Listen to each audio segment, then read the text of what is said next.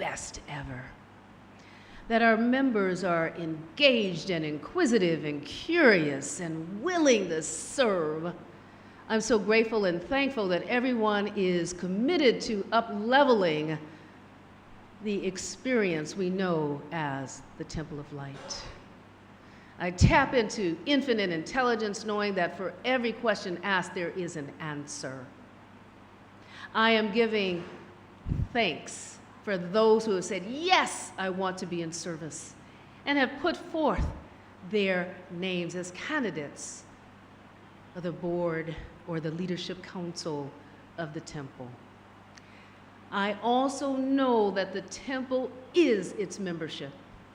So I'm giving thanks for everyone within the sound of my voice, those here present in the sanctuary, those who are thinking about us and couldn't be here, and if we're live streaming, those who are participating online. So I know that the outcome is absolutely holy, sacred, perfect, and blessed. This treatment is complete in the mind of God, and we are just doing our part as co-creators in bringing it to fruition. We let it be so now, and we say together, and so it is. Thank you, Reverend Michelle. And now it is my pleasure to introduce the members of the Board of Trustees, of which I have the honor of serving as president. And I'd like to begin with Mr. Dennis Chung. So could you please stand? Mr. Chung, who will be retiring from the board this year, willingly shares his years of experience as property manager of a major supermarket chain, providing us with much needed guidance on the temple property, and until recently supported us with our budgeting and finances. Dennis is a long-standing member of our spiritual community and serves both our Ministry of Hospitality and Ministry of the Environment, Loving Action Ministries. Next we have, let's clap.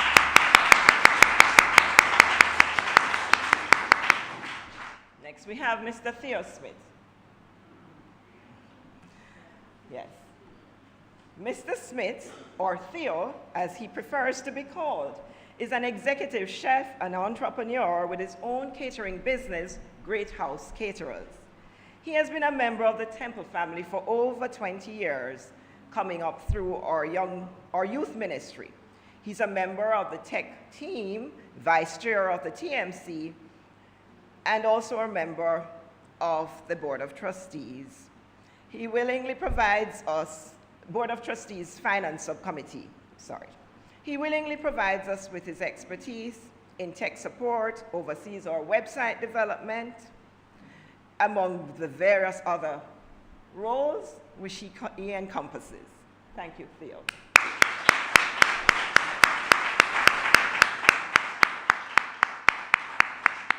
Next we have Ms. Christine King. Christine is a long-standing member of our temple community, a veteran journalist and media communications consultant. She was the founder and co-owner of the Sunday Herald newspaper and Pure Class magazine. She is the lead of the Tech Action team, preparing the weekly order of services and graphics for Sunday service. Christine is a member of REPS, that's Reverend Elmer's Publishers, the team that is working on publishing Dr. Elmer's sermons. She's an avid writer, producing the Temple Rays newsletter and providing proofreading services for the minutes of our monthly board meeting, our extraordinary general meeting, and the weekly announcements. Thank you, Christine.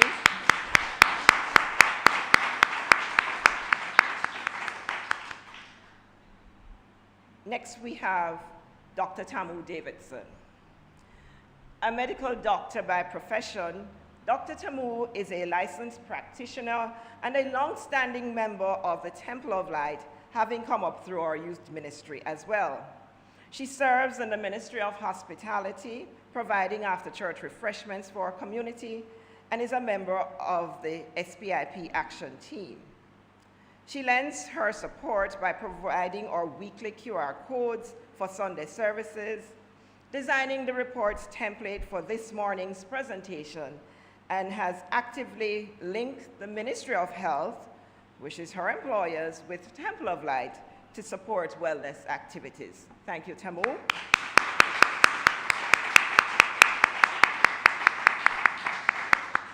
And then we have Mr. Paul Chisholm. Mr. Chisholm is another long-standing member of our community. Yes, he's in the back, tall, handsome gentleman, who has come up through our youth ministry and was the former designer and host of our first Temple of Light website. Paul, as he prefers to be called, is also the co-owner and operator of the Meadowbrook Pharmacy and the newly opened TC's Pharmacy in Halfway Tree, the bus park. A computer analyst by profession, he's also a member of the Tech Action team and lends his support by overseeing and evaluating our technology and equipment acquisitions and purchases for the Temple of Light office. Thank you, Paul.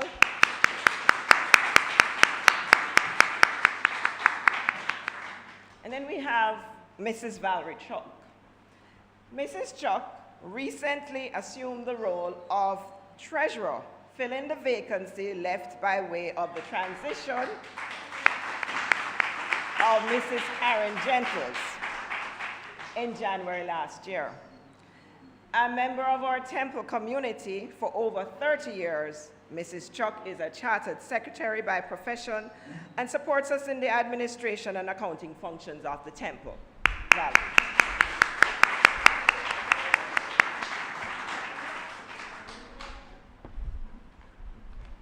And then we have Mrs. Sonia Brown, who is our assistant treasurer. She's not here with us.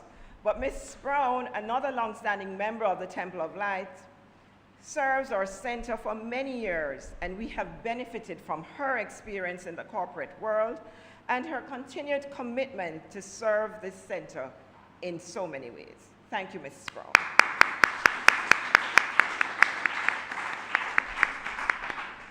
And we have Mrs. Janet Morris Henry. Janet, a certified professional administrator and longstanding member of staff here at the Temple, has served as board secretary since 2013, providing us with minutes of our meetings and pertinent information on the affairs of the office. She's known for her keen attention to detail, and her commitment to serving the members of our Temple community is demonstrated in her telephone outreach to many congregants, some of whom are not able to attend services in person. Thank you, Janet, for what you do.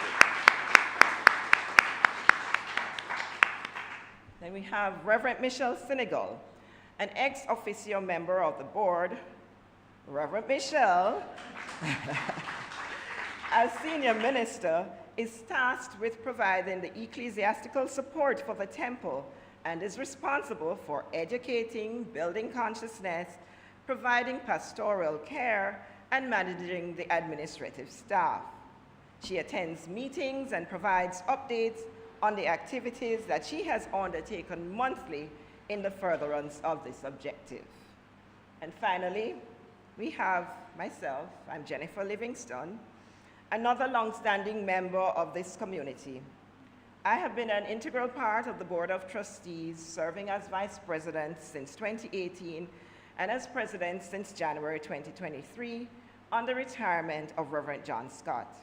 I'm a licensed religious science practitioner for the past 12 years and serve our center in many areas, including being a member of the organization Quadrant, now part of the SPIP. I'm a member of the REPS and a former member of the New Minister Selection Committee. I willingly give up my time, talent, treasure towards achieving the objectives of the board and the spread of this teaching out into our wider community. Thank you.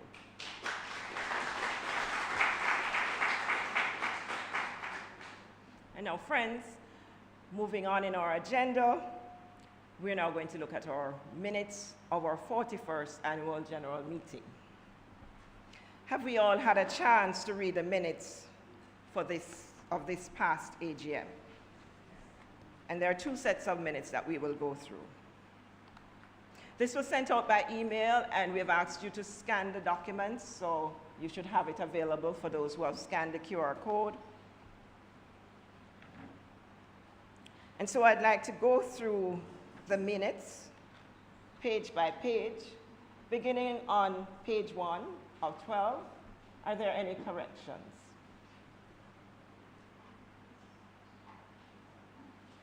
Page 2 of 12.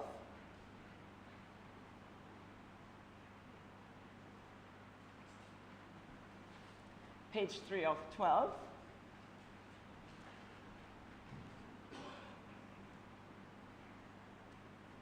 Page 4 of 12.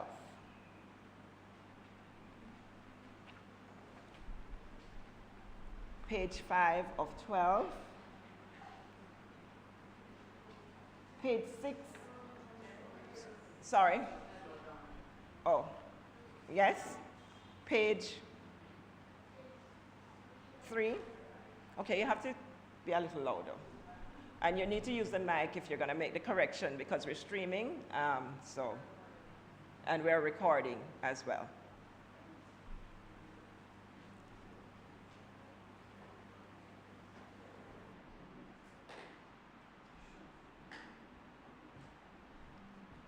Morning Temple and online.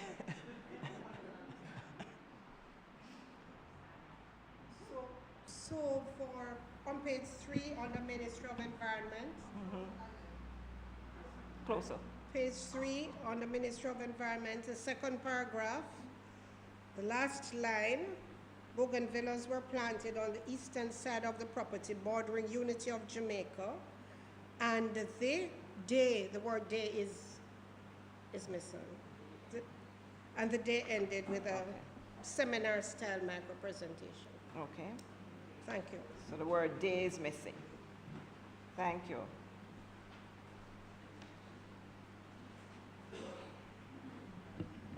Continuing, page 4 of 12.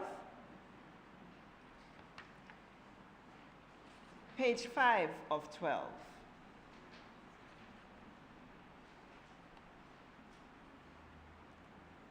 Page 6 of 12.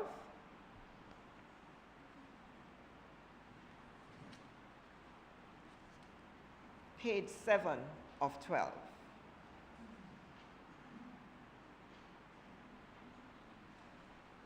Page 8 of 12. Page 9 of 12.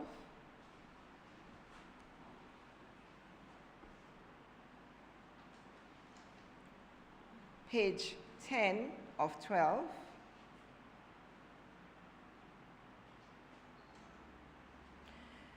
On page 10 of 12, I'd like to move for a correction on the last paragraph, election of directors, where it says 3 persons showed their willingness to serve the board, namely Mr. Paul Chisholm, Dr. Tamu Davidson, and Ms. Christine R. King.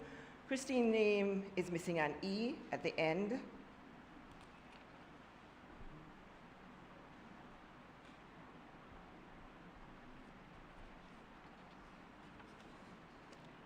And then page 11 of 12.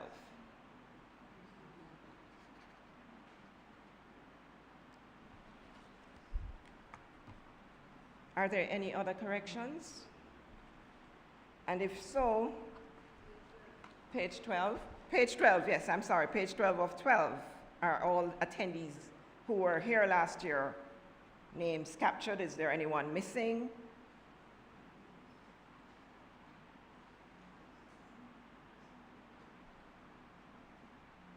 No? So can I have a motion for the confirmation of the 41st minutes of the annual general meeting? You had... Red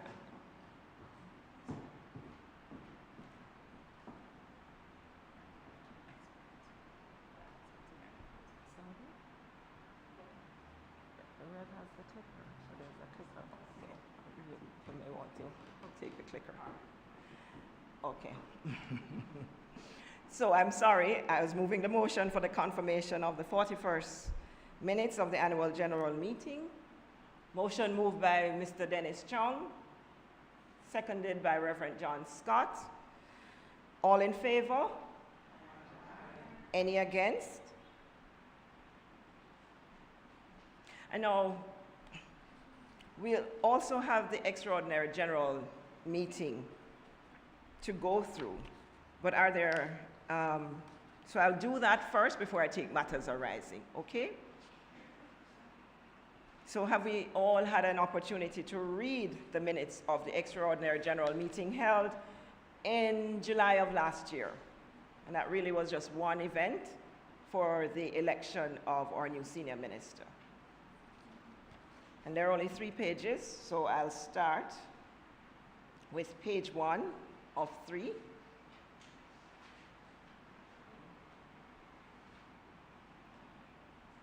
Page 2 of 3.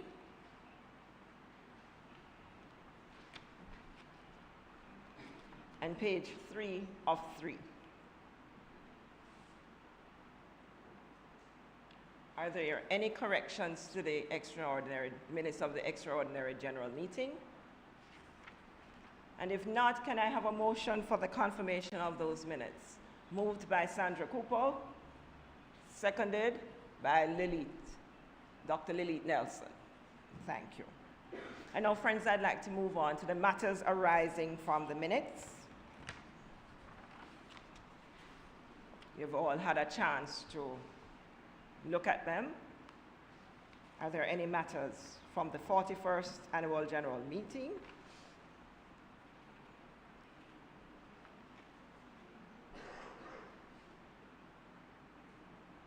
Any questions anyone has? Anything you wanted to have clarified?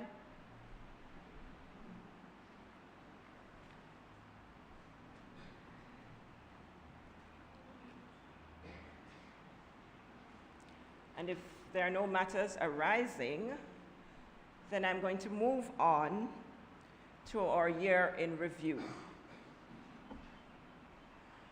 And this year we have made this presentation, a slide deck presentation. And so I'm going to just open the presentation up for myself so I don't have to turn around to read it.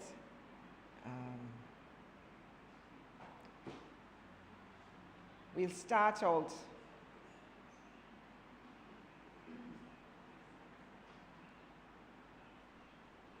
with the events, with an outline, and we'll start with the events that we had this year.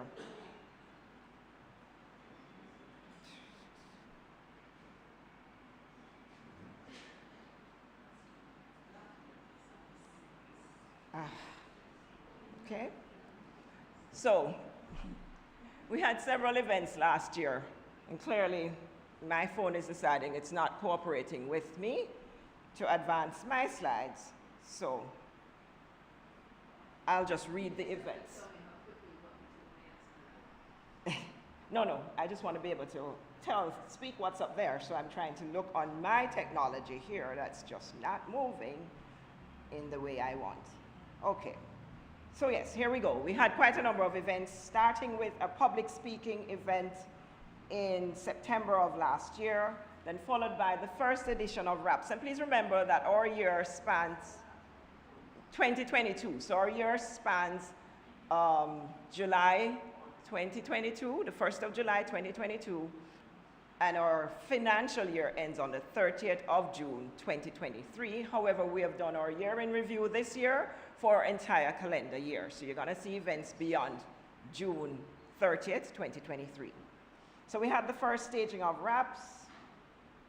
Then we had the next event. The next staging was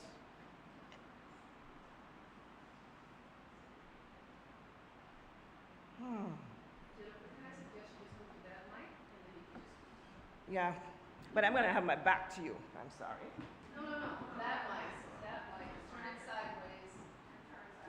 And then you won't have your back to us.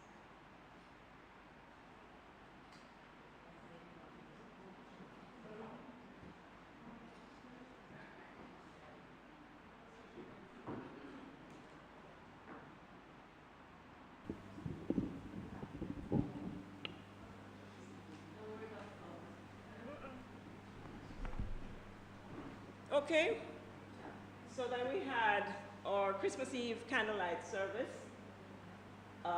That was December 22nd, 2023. And we had a benefit performance of the play No Hope for Hopi. Next. Then we had a movie night starting in March of 2023, where we saw Wakanda, as he's standing giving a yeah. But that was a wonderful event.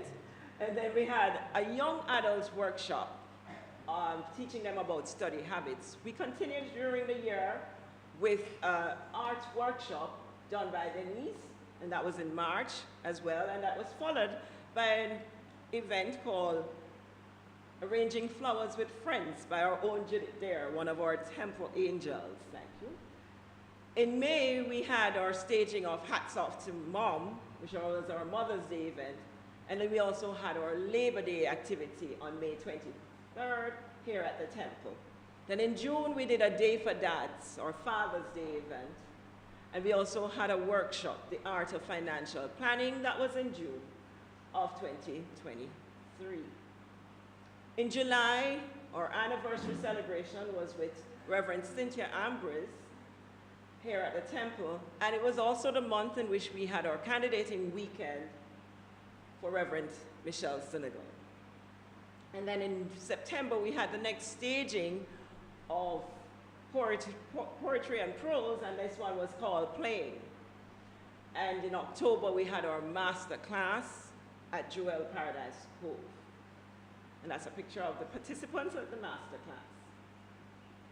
Then in December, we staged our annual bazaar on December 16. And those were just some of the significant events between our financial year and the calendar year 2023. The activities that we participated in. These are some pictures of the actual activities on the day. We had Mother's Day, we had our Father's Day event, it was really a good one. There was the Labor Day activities, different events took place that day, different activities unfolded, and you'll hear more in the reports that's coming.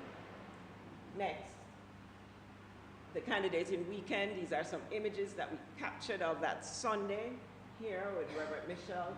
And this is a picture of the new Ministers Selection Committee and Reverend Michelle. Then we have Youth Sunday celebrations throughout the year. And here are some pictures of the participants at the different youth service activities. And of course, what would we be without our musicians? Here we have captured a picture of them just having a really good time in the sanctuary. And then, who can forget the appreciation ceremony we had for Reverend Ann, who had stood in the gap for us while we were searching for a new senior minister. That was, that was really a wonderful event that July, and thanks to Steve for that song. You all remember, right? Yeah. And then we had our first Sunday celebration with Reverend Michelle, welcoming our senior minister when she gave her first official Sunday message. And then we celebrated with her birthday in November. That also was another wonderful event. And that brought us to Christmas Eve. Our Christmas Eve celebrations on the 24th was spectacular. Our children did us proud, and all those who participated in that event had a wonderful time. Friends, that concludes the activities and the events, but I'd just like to remind you of the publications that we have generated here at the temple this year. Our temple raise. There are 3 editions of this newsletter published, and this is just one of the editions. I think it's the last one that was published. And now we're going to move into our report. Sure, there's a question. I just want to know if we're going to have a January to December holiday. So that's a great question. The question is, are we going to have a January to December financial year? That has been a question that we have raised at the board and with our auditors. Part of it is the reporting and when we have the accounts ready in order to meet the filing, which is by March of the following year. And so we have not gone ahead with the calendar. However, we are reporting our activities for the entire year because there's nothing that says we can't do that this year. So it's just a matter of filing of our accounts. But our auditor will be here. She can answer further. Yes, Sharon, you have a question? Sure.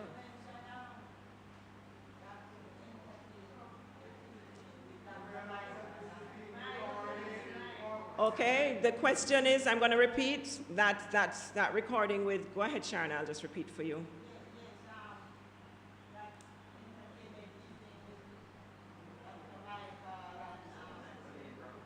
With Dr. That was the one that was Poetry and Prose, the September edition called Playing.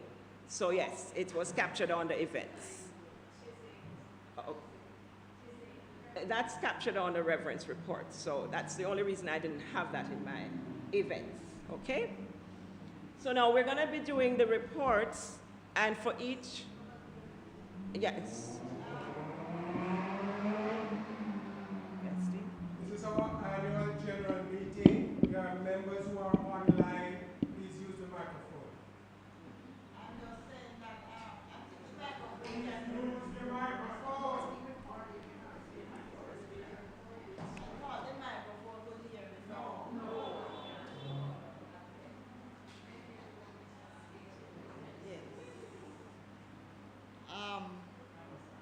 I'm just saying.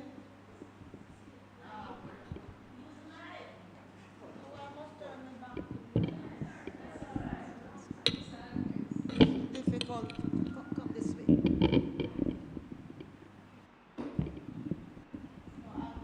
Just go ahead. It's just a recommendation before we. Those things that are a hit, like Wakanda, if you could run it back again. Okay, sure.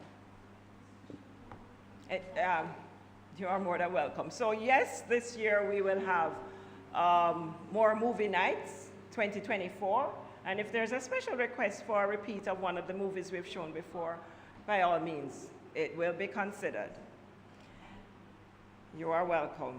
Let's have one though.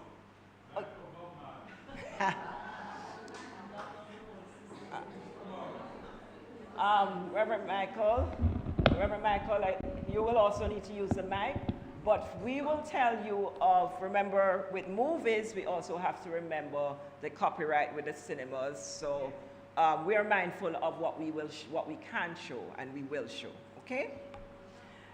But it's always under consideration. Suggestions are welcome for the movies that we should show. One Love was the name of the suggestion that Reverend Michael made. And so I'm going to move on, beginning with our first report this morning. It's from Youth and Family Life Ministry, and I'd like to invite Laura to come up to do this report.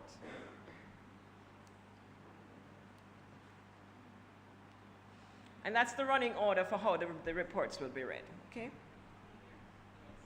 Here? Yes. Good morning. As you heard, I'm Laura Lee Jones, and I volunteer my time with the Youth and Family Ministry. So I think you'll see the slides there, and we just crafted, you'll see the mission, I'm not going to go through it, you see it right there. We continue to work, I know we're concerned about the dwindling youth. They're not dwindling, they're just growing up, and you're not recognizing that they're here. That's what's happening.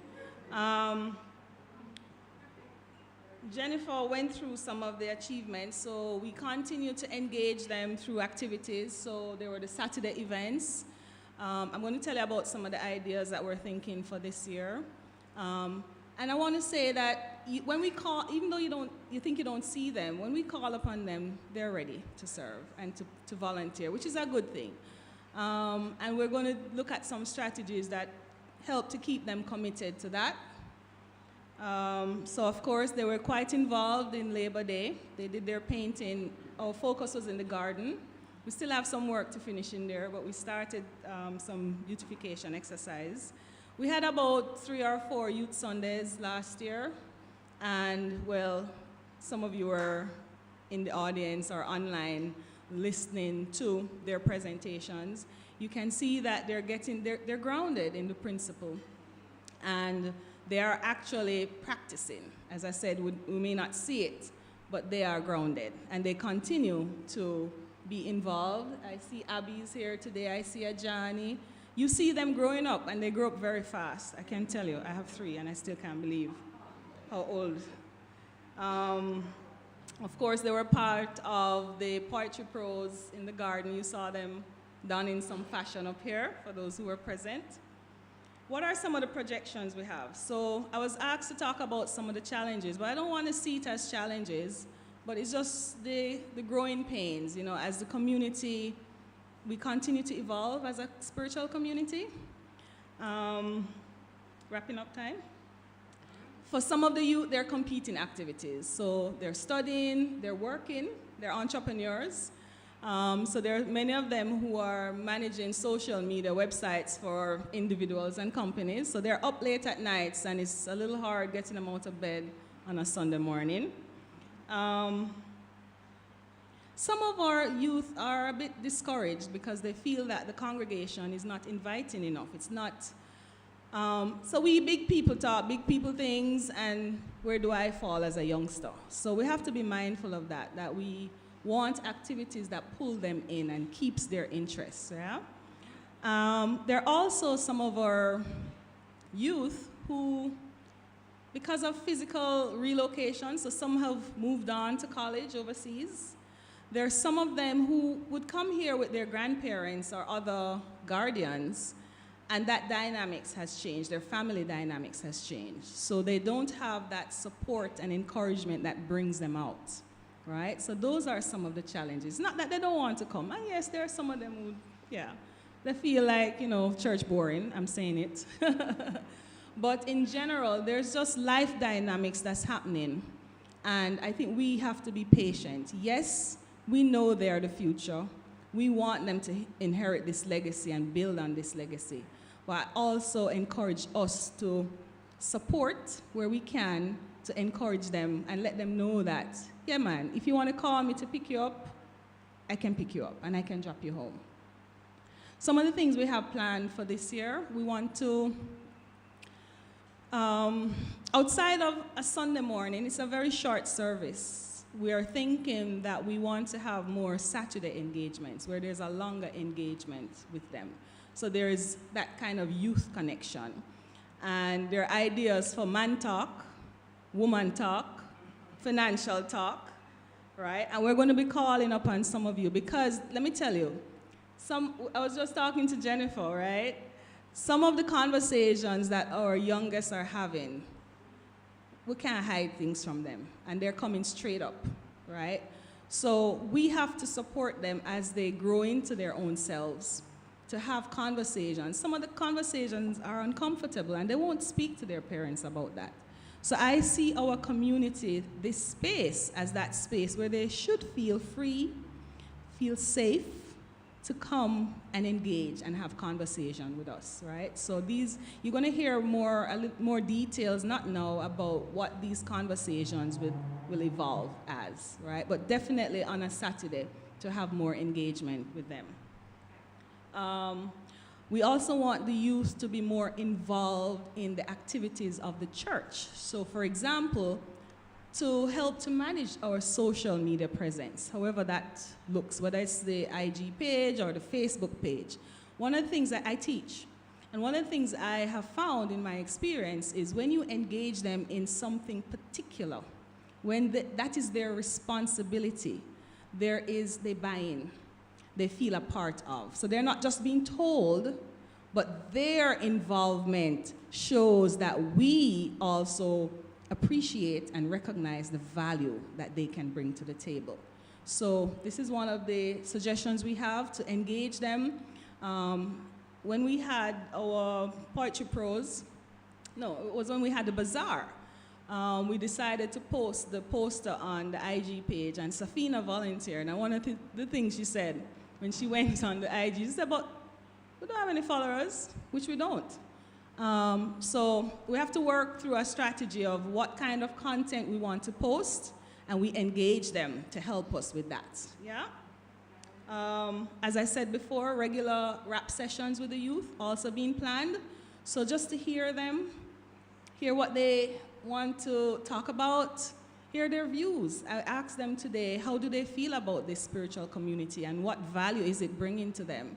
And I think we have to continue to engage those conversations, but not only engage, but to listen to them, to hear how is this community serving them. And trust me, it's always amazing when I hear what they have to say, right? And they do have valuable suggestions to make. So please continue to encourage, support, let them feel that, they're not just up there because we big people want to get spiritually grounded, all right? And I want to also encourage you all, for youngsters who they are seeking a place where they can feel comfortable, invite them.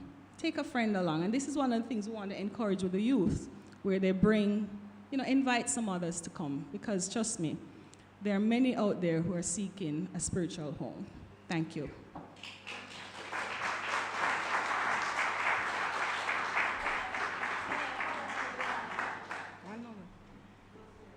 Thank you, Laura. And I thought that it was important for us to give the youth ministry the time for her to express, and so I deliberately did not interrupt that presentation. You have a question, Sharon? Okay. Could you make it quick? Because time is of the essence.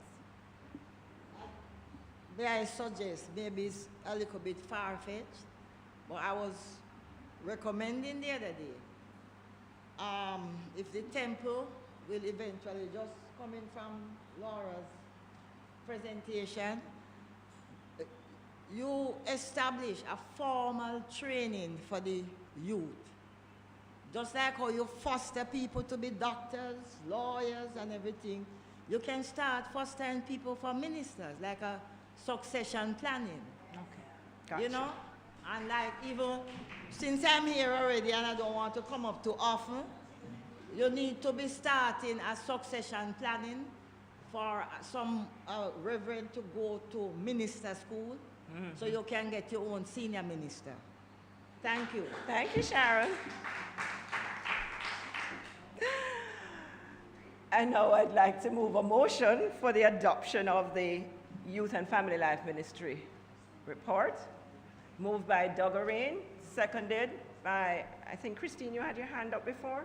Yeah, I saw in the back. Christine King. Thank you. All in favor? Anyone against? No. And so I'd like to move on to the hospitality ministry, and I'd invite Dr. Tamu Davidson, who is going to give the report for hospitality. Okay, good afternoon, everyone. Good morning.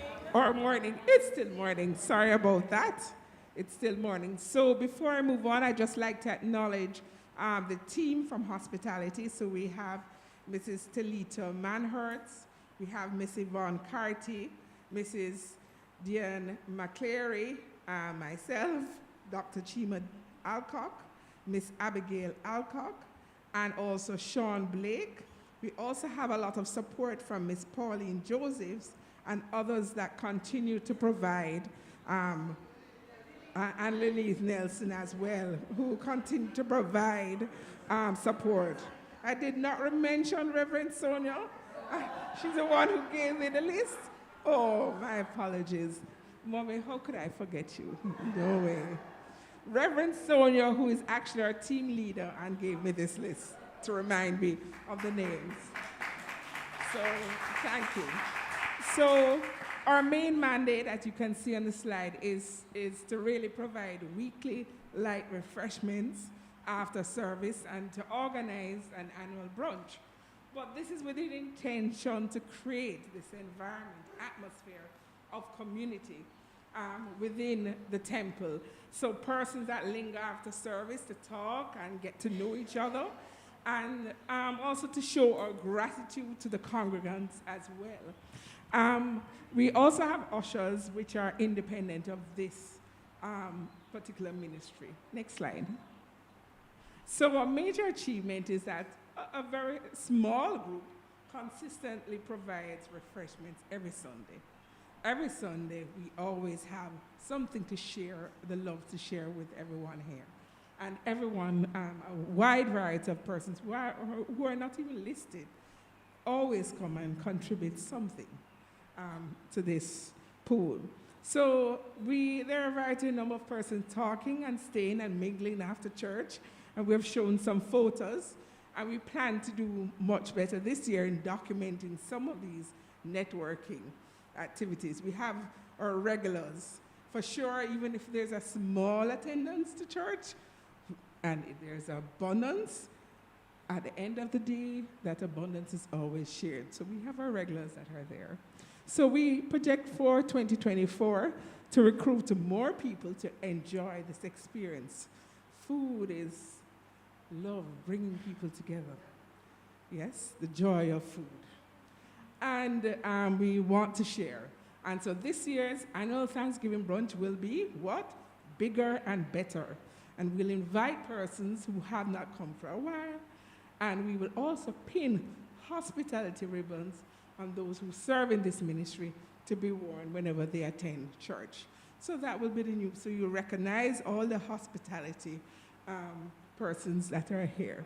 So at the end of this, I invite you all to share your love of food. And, this is Jamaica, yes? To bring us together as part of this community. Thank you.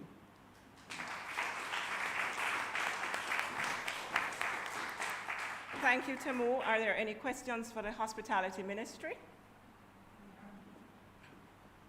How specifically can we as a congregation help to expand what we want from us? Bring whatever you have to share, whatever it is. Right, so it is we have an ongoing potluck, if you want to say that. Bring whatever you have to share. And we have seen that every week, people bring in different things. But bring whatever you have to share. We do have a point person if you want to reach out. Early in the week, we welcome any dish that you have. And of course, we're having a potluck once a month, which would be a more strategic focus, but anything that you have to share. Thank you. And that seems to have worked for us over time. Thank you. I have a question, Tony. This is not for you. I'm so sorry. This is something I'm feeling in response to what Sharon said. Very quickly. And before everybody groans, Sharon made a comment, and it was actually just allow me to finish my thought, in which she said, our own minister. And I think my impression of that is that she really meant someone to come up through the ranks from the kids to the top. Yes. So I just wanted to make sure that was clear for everyone. Yes. Thank you. Yes. Oh, yes. That was clear.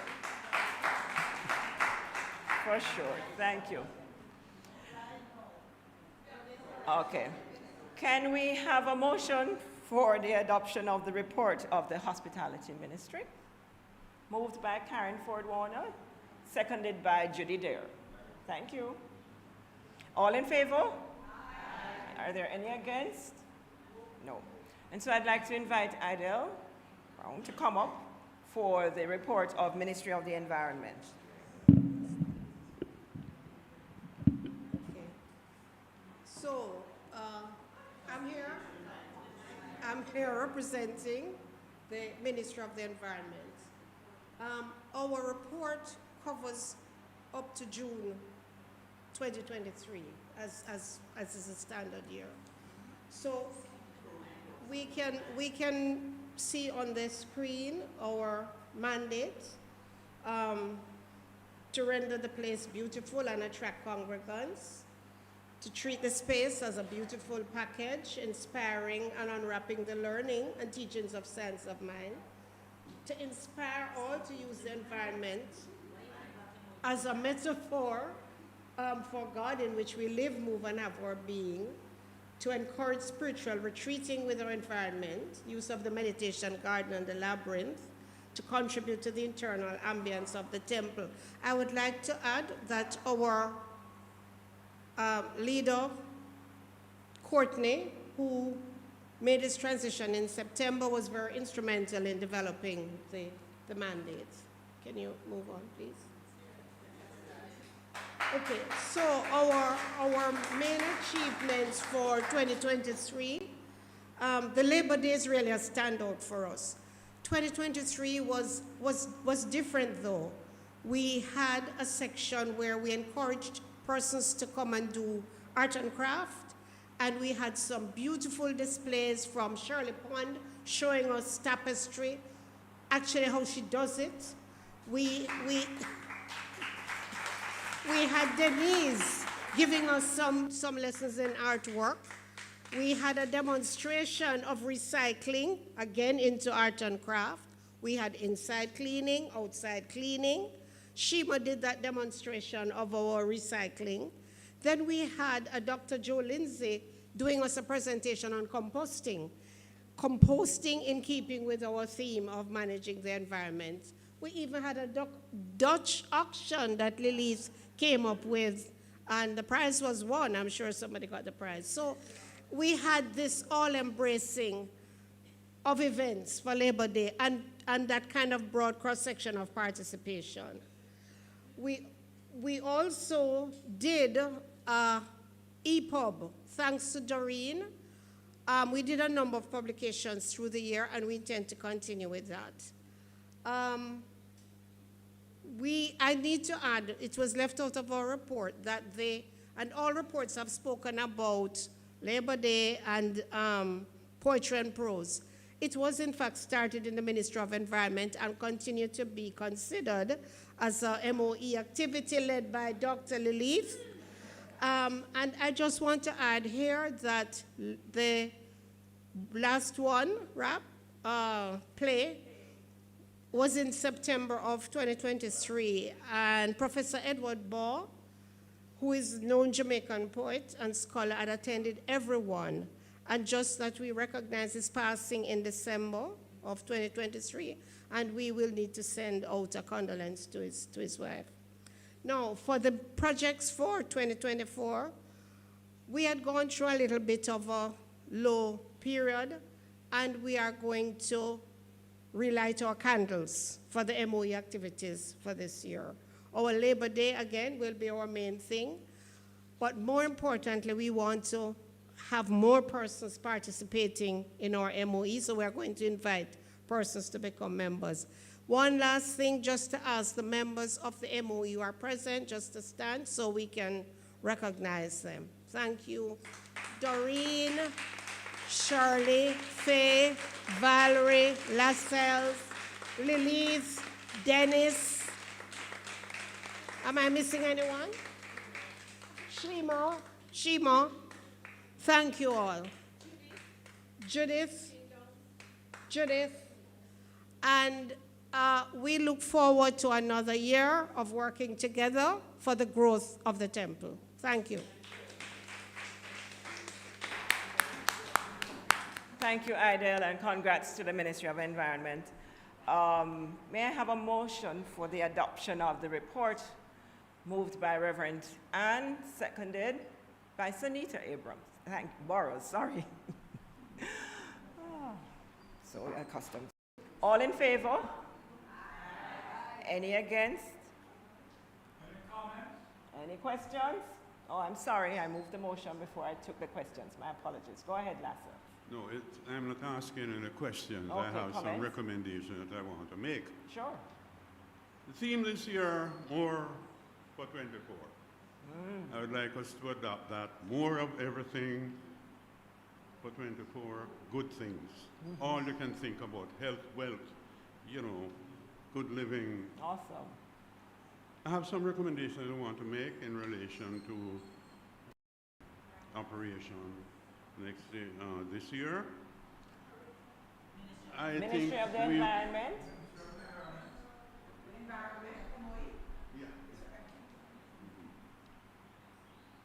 I would like to see a formal plant nursery established, and we would ask members to contribute certain plants, not every plant, and that would be directed by the chairman of the committee.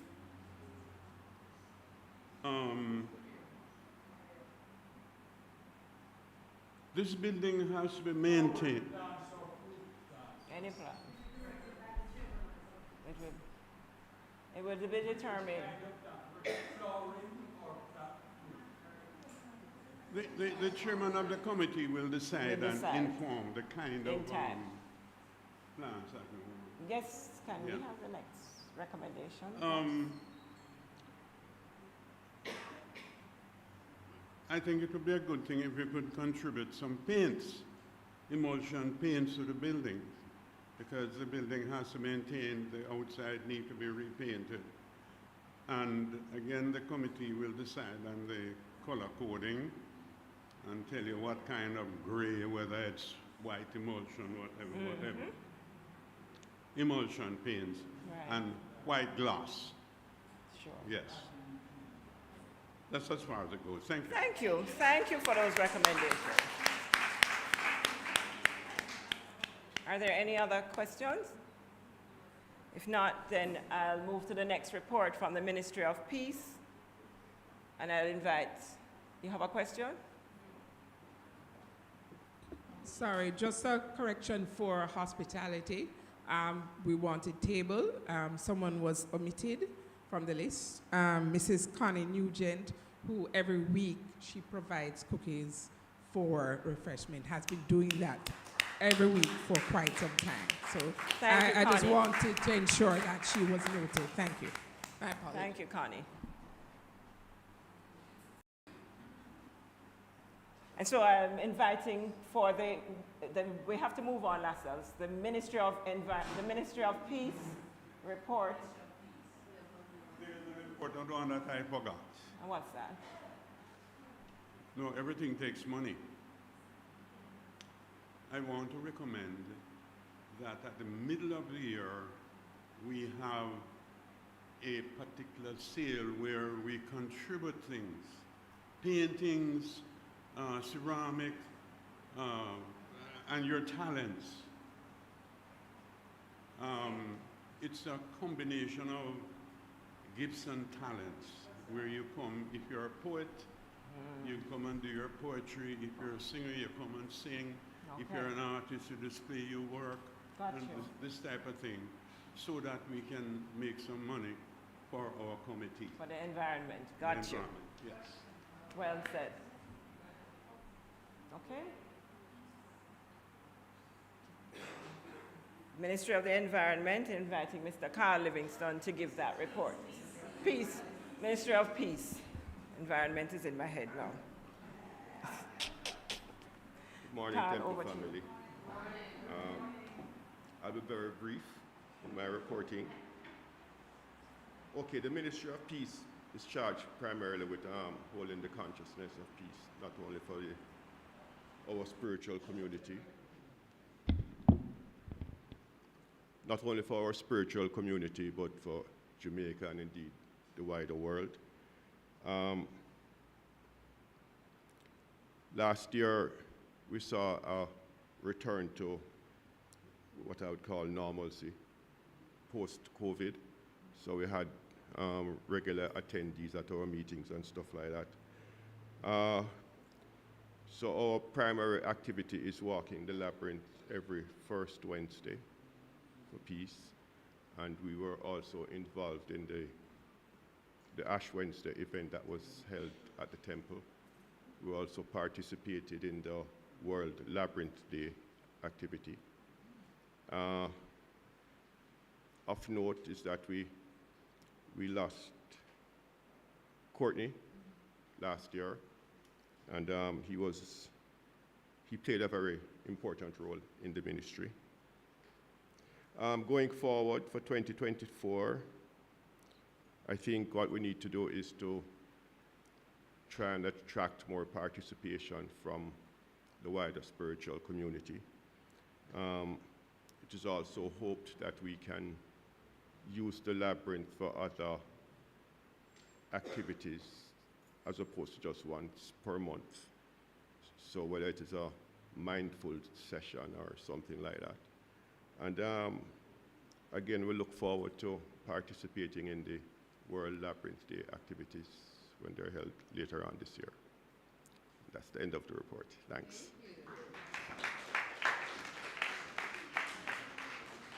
Thank you, Carl. Are there any questions for the Ministry of Peace before I move the motion for adopting the report? Yes, I see Laura coming forward. Oh, she has a comment, question or comment? So, I remember Courtney fondly. Courtney started a project that was looking at a time capsule. I've been asking about it. I know it was very dear to him. And I know some of us, a time capsule, he wanted to create a time capsule. So in another 50 years, another 100 years, what is that? What is that trail of material culture that we leave as a community? I know I'd contributed some things, and I know some other people had contributed. And I just putting it forward that we should really, in honor of his legacy, to revisit that. I think it's an awesome idea. Thank you.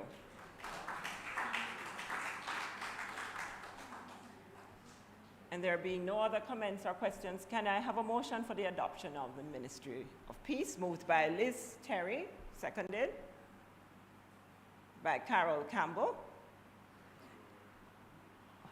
All in favor? And any against? No. And so moving on, I'd now like to invite Doreen Mallet to come up to give a report on governance and the organization structure. So the organization design model will be presented by Doreen, supported by Reverend Michelle.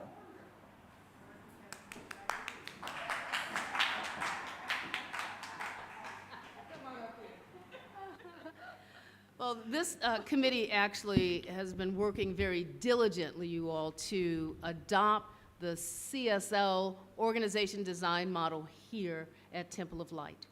And what I want to say about that beautiful model is that it actually meets the needs that were expressed in the strategic planning process. And what that means is that the membership is critical and centric to everything that we do. And so on the model, you'll see that everything starts with God and our spiritual practices. The next concentric circle is the membership.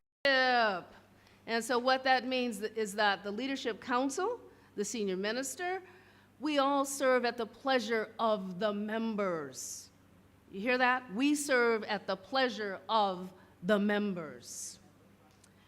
All righty, so then next what you'll have is your Leadership Council, and that is your, what you all refer to as Board of Directors, and then you have the senior minister, because I report into the board, and I also am an ex officio member of the board, and all that means is that people will come and go, but as long as I'm in the position of senior minister, I'll be there. The senior minister is not elected. And then we have management, the daily managerial operations of the center, paying bills, all those mundane things, having the sanctuary clean, all those things. And so what we have done is we have, as I said, tailored the model so that it fits what you all already have, your love and action committees and activities. And so we have affirmative prayer, spiritual mind treatment, we have other ministries such as Ministry of the Environment, and as I mentioned, your love and action teams. This is a far out concentric circle. I'm actually going from bottom to top. We have bookstore and newsletters and the website for the Center of Light. Then it goes on to ministers and practitioners, and I'm hoping and trusting that we will actually emulate that model at every level, which means that we would have a practitioner council, and the practitioner council would have its own leadership therein. So that's a part of my growth and vision idea for the ecclesiastical arm of Temple of Light. Then you move around to, we have the day-to-day finances, accounting, but that stuff is important. Then we have a youth development and our youth and family ministry and really making that an integral part of what it is that we do. We hear you loud and clearly, Laura. And then we have our marketing, our advertising of our events, you know, with the email, mail out, and what else is on there?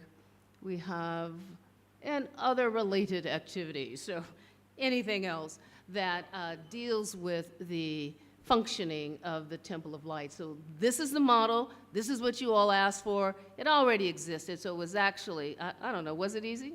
Let me not put words in your mouth. To tailor it? Well, it took us some understanding of the model in the first place. It took us a while to understand what it was trying to say, because it was so different from the model we had done before. All right, but now with that understanding, we will move forward with the ODM. Okay. That concludes the report.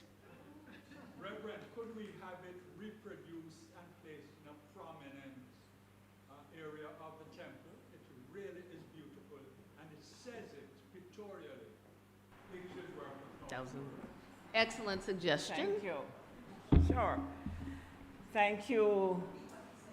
Reverend Michael is asking for the ODM, the design, to be posted somewhere in the sanctuary, in the bookshop, in a pictorial design, so that it's visible to all of us who come in, that we can see it and get a better understanding of it. So we want to thank them for presenting that new organization design. Is there any questions or comments that anyone has? Sandy, you have the mic. Just a quick comment. I mean, you might be thinking that we did an awful lot of work with the summit over the past couple of years. My understanding is that everything dovetails beautifully. Yes. This is a model that Centers for Spiritual Living has for its communities across the world, and what we produced for the summit, the elements fit. So it's just a different visual expression of all the work we have committed. So it's not a new thing that just come. Okay, thank you. Okay, so can I have a motion for adopting that report from governance? Moved by Dr. Lilith and seconded by Liz Terry. Good. And now, as I mentioned, Liz, we're going to invite you to come up to give the report for the other actions teams from the SPIP chair. Liz, over to you. Good afternoon, grand rising. Good morning. It's Still morning, yes. My goodness, we are making such good time. Yes. Yeah, okay, so a lot of what is in this report is already presented, okay? So I'm just going to summarize as we go through. First of all, just a reminder that the SPIP was really formed to help in the implementation of the 8 strategic objectives of the strategic plan, okay? And so we decided to give particular focus to some areas. And I want to just ask the persons who are leading the various groups to stand and be recognized. So financial sustainability, led by Denise Inglis and Faye Kessler, supported by Valerie Brown. We had the governance committee, and that was led by Doreen Mallet, and I know she had a number of people working with her. The technology, I've grouped tech team and curriculum development and education together, primarily because the focus was on technology.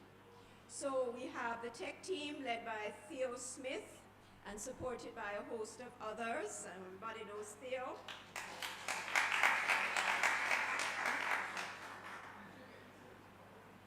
And then we have the curriculum development area, which was focused on the technology piece, which was Dr. Tamu Davidson, supported very heavily by Tony Henry.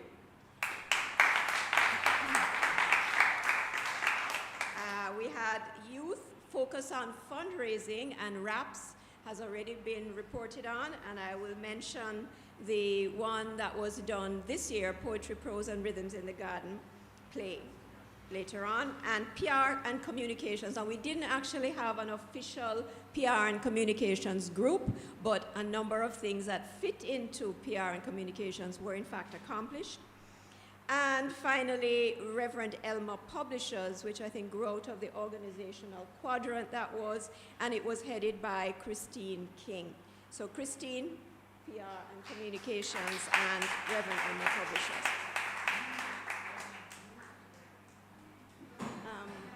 Yes, the youth ministry was in terms of Reverend Ann and the supporting team, but the fundraising was really yourself, Lilith Nelson. So let's start with financial sustainability. The emphasis has been on friend raising, and there were 3 workshops that were held. First of all, Denise Inglis did an art workshop. Then we had floral arranging with Judith Deere and Shirley Pond with needlework and Denise Williams with financial planning. All of these were held free of cost. Love donations, I think, may have been accepted. We also had a review of the property by a wedding planner team. And so a number of recommendations were provided to the temple, and it was determined that at the moment, we're not in a position to really actively do this, but something in the future. Also, there was fundraising and the painting of the sanctuary and the book room, which is currently being done at this moment. The governance area has already been mentioned, so I won't go into that again. And in terms of the Tech Action Group, I'm just going to mention a few things that have been done. The website has been drafted. There are some design adjustments that are being done now. And of course, you would have noticed the streaming of services for Sunday as well as the monthly Lifeline sessions. The online education services area, which was headed by Tamu, they did a comprehensive review of a number of learning management systems, and they provided a short list of that, which will be something to be taken up going forward. And there has been an ongoing exploration of the Temple of Light gaining education institution status, which is not yet complete. In terms of PR and communications, we already know about the websites, the newsletters. 3 have been completed. And some of you may have forgotten that we did have a Google-based database that we asked persons to self-register on, and that is still ongoing. We have 59 persons who have self-subscribed with their information. We also had the benefit of a Carimac intern who was placed for 2 months here to support especially the social media efforts. And this was spearheaded by Tamu and support provided through Reverend Ann and the administrative department. A member of our community, Colleen Douglas, has committed to support going forward our activities in this area for PR and communications. Youth fundraising, in terms of the 7th Poetry, Prose and Rhythms in the Garden, a total of 153 tickets were sold. The income totaled $312,000, and we were able to realize an income to the temple of $102,000, some of which went to the Ministry of Environment and some, correctly, to the youth for musical instruments. Reps, Reverend Elmer Publishers, they were busy at work despite losing a very critical member of their team, Karen Gentles, who transitioned last year suddenly. In this area, their achievements were actually the approval of the establishment of the Reverend Elmer Foundation, Reverend Elmer Lumsden Foundation, which will be established. And they are continuing the typing of Reverend Elmer's sermons. I didn't do an actual slide on challenges. I didn't feel that I wanted to focus on it, and I think the major area really was just the transitioning, which really did delay some of the decisions and so forth. But we are on track, I believe. And so our plans for this year include the development of a marketing and communication and management plan, to establish a building fund for restoration and continued beautification of the Temple of Light property, and for Sunday school and music room as well. So just imagine a building somewhere on this property that is a complex, that we have a Sunday school, we have a music room, we have an area for workshops. So that's the vision, and that's what we want to do. Obviously, to commence the implementation of the new governance structure, to complete the website that has now begun, and to stage our 8th Poetry, Prose, and Rhythms in the Garden, and to continue with the establishment of the Reverend Elma Lumsden Foundation. So that's it in terms of our report, SPIP. Any questions, comments? Thank you, Liz, and congratulations to the SPIP teams for all the work that they have done. Let's applaud them again. Christine, you have a question? Oh, comment? Yes, I have a comment to make. In terms of the formation of reps, there was a very special person, Sandra Donaldson, who was exceptionally instrumental in getting us together, forming the establishment of the committee to get everything to work. She, out of her pocket, she did a whole lot of work. But then she decided she was going to leave us and go elsewhere. So I'd just like to acknowledge her and to pay tribute for all the work that Sandra did. And she's somewhere here in all of us now. Thank you. Of course.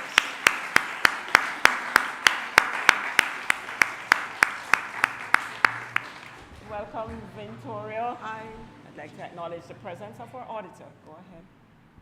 It's Ventoria Bernard. Good afternoon. Good morning. Everyone.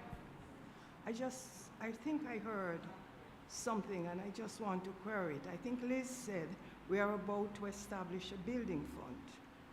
Now, you will recall, and if you look at the financial statements, that a building fund has already been established and has been in existence for years. So, in my opinion, I don't think we need to do another one. I don't think we need to do another one. We already have an existing one that could be utilized for whatever it is we plan to do. Thank you. Thank you. Thank you, Ventoria.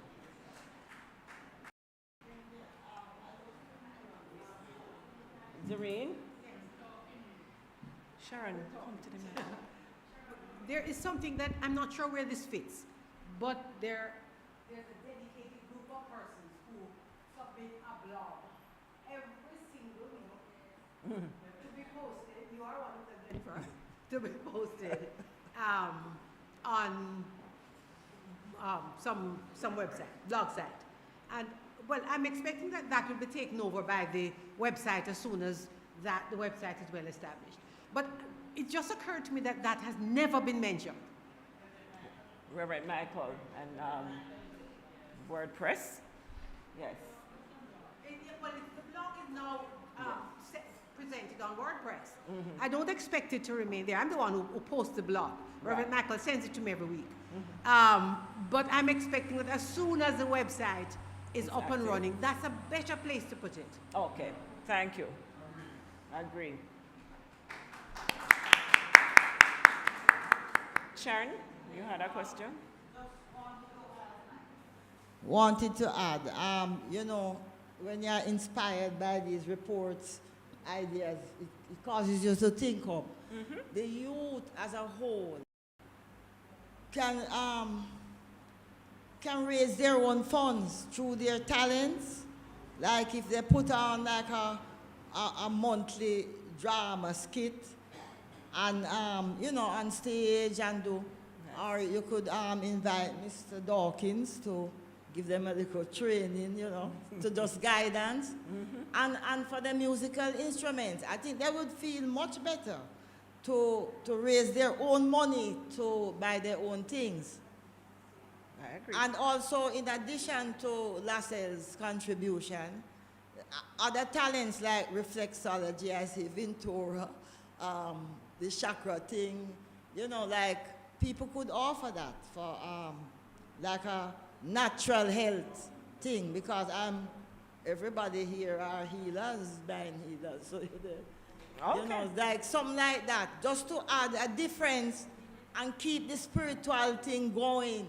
Right. You know? All right, So thank you. You're welcome. I can share with you that there is a wellness event planned for February, middle of February. And as you heard me mention how Dr. Tamu in her portfolio at the Ministry of Health has paired us with them for us to do some wellness programs. So that is something that we have in mind to do. Yes, Reverend Dr. Sonia. Just to acknowledge the work of Reverend Michael Record, who has gone over 15 years of talks and concentrated them into the blogs. Content. I think consider this to be the ministry of the word, headed by him. In fact, it goes back to when Christine had the Herald. So some of those have been published in the Herald, and he has taken them and broken up our morning talk sometimes into 4 or 5 or 6 little bits. And that's no major achievement. Please read the blogs. No, minor, yeah. Please read the blogs. They are awesome, and I am suggesting to him, puts them in a book, right? Because very readable. It's about half a page each. And I think this could be one of the major publications of the Temple of Light, right? Thank you, Reverend. Thank you.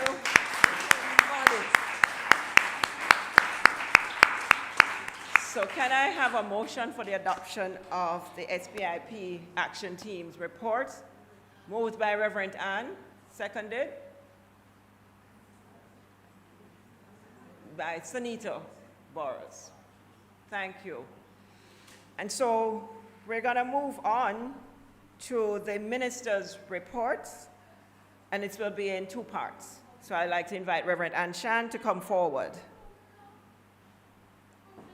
Thank you. Good morning, everyone. It's 2 minutes to 12. I'll start the ball rolling.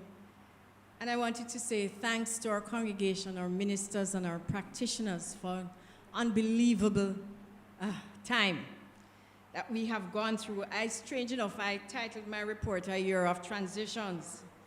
And it started out with a quote from Reverend John Scott, our second senior minister, by the way.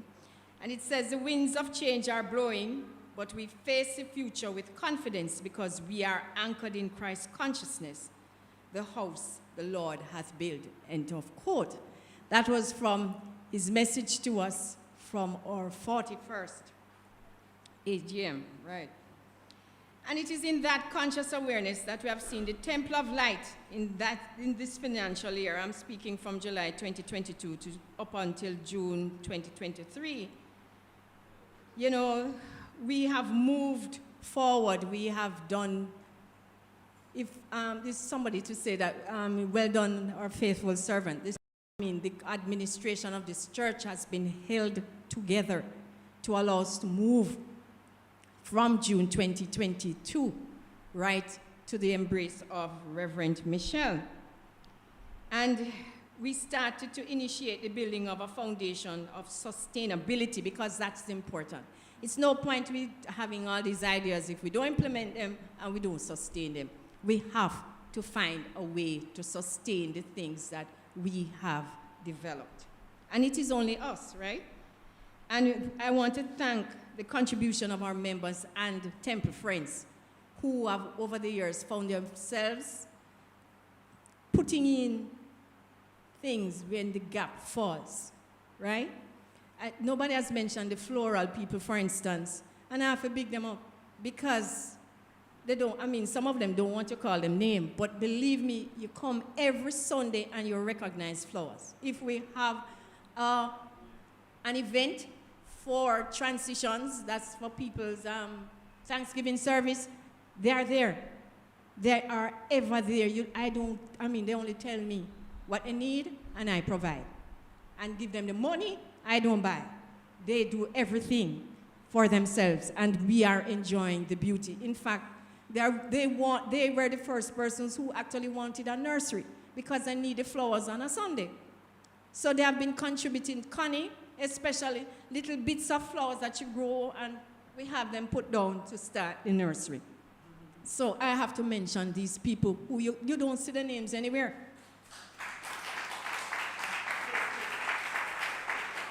Faye Kessler used to say, if you can judge who fixed the flowers, then I will give you some, because they have a distinctive style. Reverend Michael, it's not only the blogs. We talk about the daily blessing, the daily inspirational reading that you see come up on your thing every day. Thanks, Reverend Michael. There are some people that just say, you don't see them name, but they fill the gaps, right? And I have to call the name, right? Faye Suku. I don't call Mrs. Suku on a fifth Sunday. She's here. When it's Mother's Day to give a talk, whether she, she still helps. It is amazing, the people that we have in this community. They don't wear anything on their chest or on their head, but they are there. They're there for us. We start with spiritual education. We had 8 cohorts of classes. I didn't mention the long names. You have Power and Gratitude in Tune with the Infinite, Training for Trainers, 10 Secrets for Success and Inner Peace, Spiritual Principles and Practices, Ignite Your Life with Bible Wisdom, Self-Mastery, Consciousness of What I Am, 3 of which are accredited courses. And yes, we have 2 budding ministers in training. They are trying to complete their education requirements to go on to practitioner, and then you'll see more of them. So yes, the seed has been planted. I hear it dodging, but it has been planted. She won't call her name now, or the 2 of them, but they're there. Reverend Michelle is here now to assist them going forward. We had workshops also. Thanks again for our members. I mentioned only 2, there are 3. The Art of Financial Planning, Fundraising through Art and Floral Arrangement. Those came through our members. This one, nobody remembered, the legal advice. We have to, because of them, we have to have a workshop for estate planning. A lot of us going around with some very strange ideas in our head that something is going to happen when you make a transition. Nothing don't happen unless you initiate it. And don't run away from it either. It has to be done because the government of Jamaica is waiting very patiently to charge you death duties. And it has what? Interest. Interest. So I'm grateful for Jean Barnes and Jeannie Slow. And Zari is going to join Saunders, that roster, so we're going to start it again. And we hope that they're not charging you, it's just a love offering. We hope that you will really access the information because it is there and you need to know it. Because we have found out for our own selves that if you don't put a foundation for when you leave this plane, nothing happens. Your things sit there. So please, when we start that, please come forward, all right? We had 3 new members for Paula, who's still in the United States, Sheena Robinson, Selena, and Neto Court. Well, this has been a year, I said, of transitions. We had 8 members. You see their names there. Monica, Nugent, Carmen, Sandra, Karen, Junette, Corinne, and Courtney. And I'm pleased to say, for those who don't know, that Corinne left a message for us that she's leaving money to fund our music industry. It's already in our account. Carmen did the same. And Carmen is continuing to do other things as well, although she's not here, for her youth. She loved these children dearly, and she has provided for them.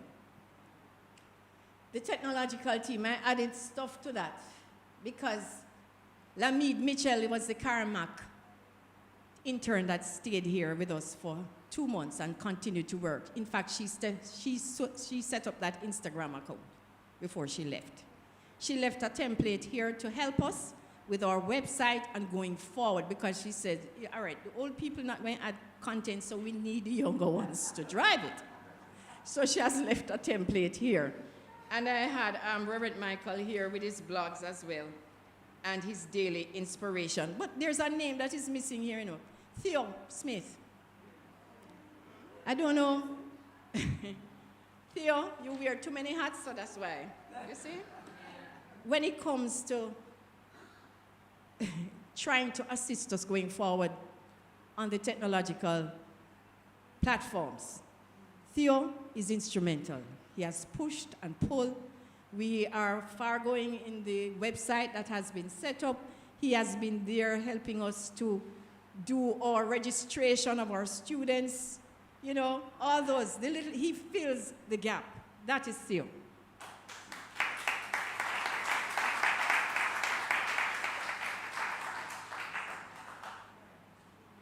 And as I said before, Reverend John and the ministers did the 40th anniversary.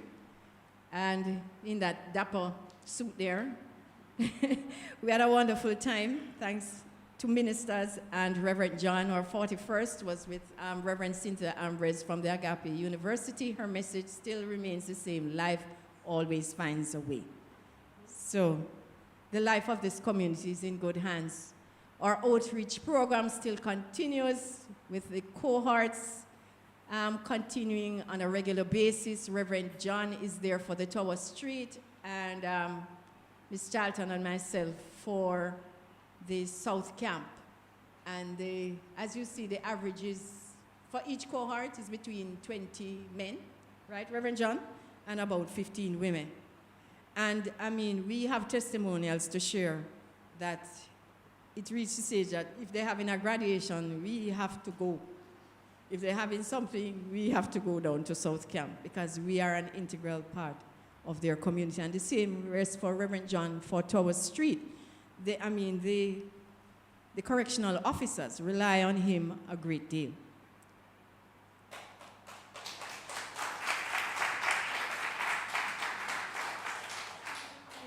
And they are listening to our recommendations. In fact, when we asked them why not try to allow the ladies to access tertiary education, right, Carol?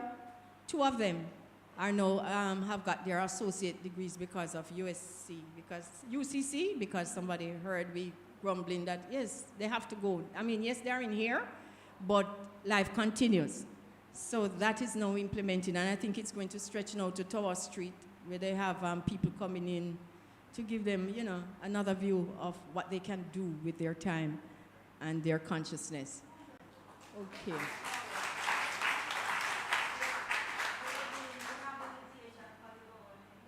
What you said about the rehabilitation for the government?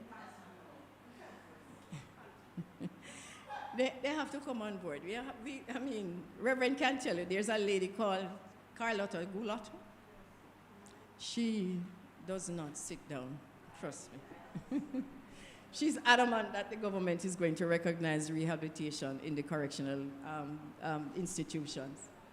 Right, and as we continue to find, you know, creative avenues to this thing of sustainability, hats off, you know, with various functions that we had for Mother's Day, Father's Day, financial planning, art.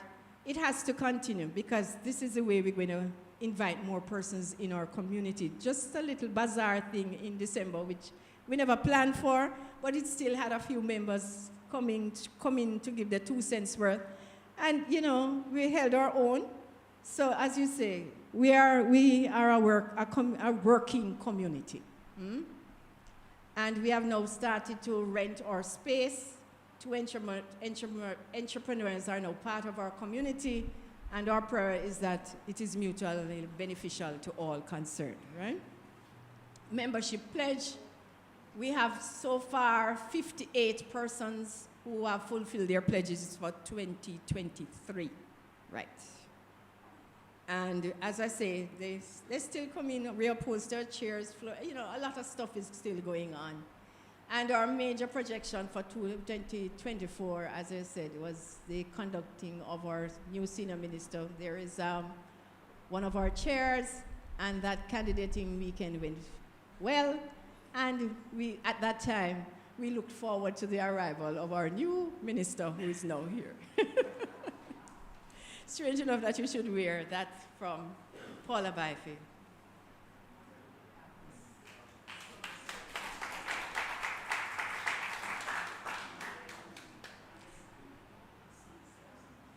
the streaming of our Sunday services, that, well, it's part of the tech team. They have done very well. And they are ensuring that they have sustainability because 2 of our young men are part of the streaming team. And this is what we want, the youth to participate in everything. Chevannay and Tyrell, I have to big them up. And no, 3, Liam runs the soundboard.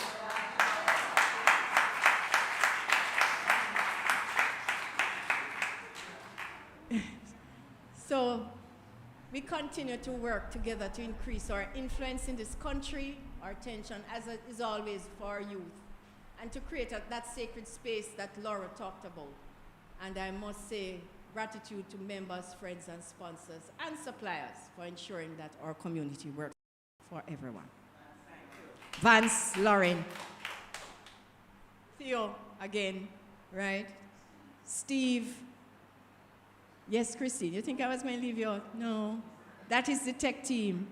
And I mean, they have done very well. It hasn't been easy because the up and down with the internet, we had to change providers, and we are here still doing the best that we can.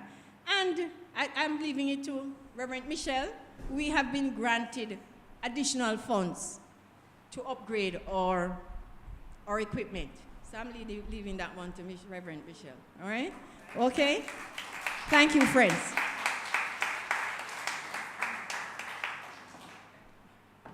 And now I'm going to ask Reverend Michelle to come and give the second half of the report, and then we'll take the questions or comments after. But before I start, just stand up and take a stretch break, you all. No running off, just stretching.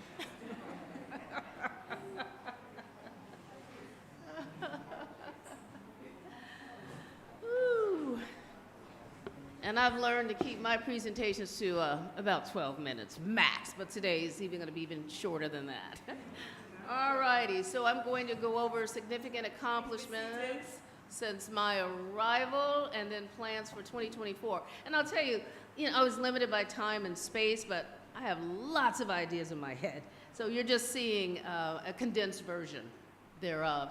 So November 22nd, 2023, Taizé Gratitude Service. We had 80 plus people in attendance. For 10 weeks I led You Were Born Rich. We had 14 people actually complete the course, but more significantly, we generated $646,376 Jamaican dollars.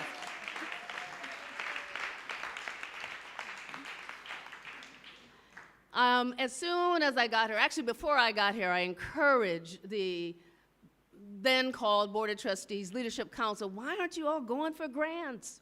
And I introduced the Heffernan Grant. When I got here, I had to apply for it. It's all good, but I had a lot of support. I had Cleve Edwards, who wrote a lot of the language for the proposal. Tony Henry, who, we texted and emailed back and forth 1 trillion times, and Jennifer Livingston, who would be there to give me all of the information that I didn't have to complete that application. So the check was received, it has been deposited, it's $2,600. However, the good news is in 6 months, we're eligible for more. Yes.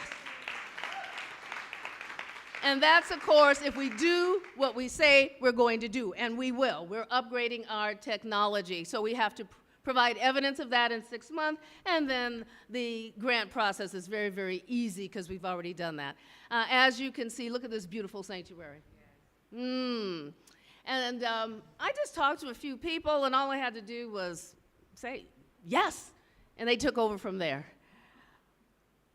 Valerie Brown, Valerie Chuck, Denise Ingalls, Faye Kessler, Tina Sherman, Lauren Suku. Stand up, please. Get your kudos. Because in very, very short order, they took it upon themselves. And I kept sharing with them, my motto as a leader is, if you see it, own it, do it. And that's exactly what they did. They had the vision for beautification, they owned it, and they did it. So, big ups. Going green. As you can see, we now have QR codes. We're moving slowly and gradually into the 21st century.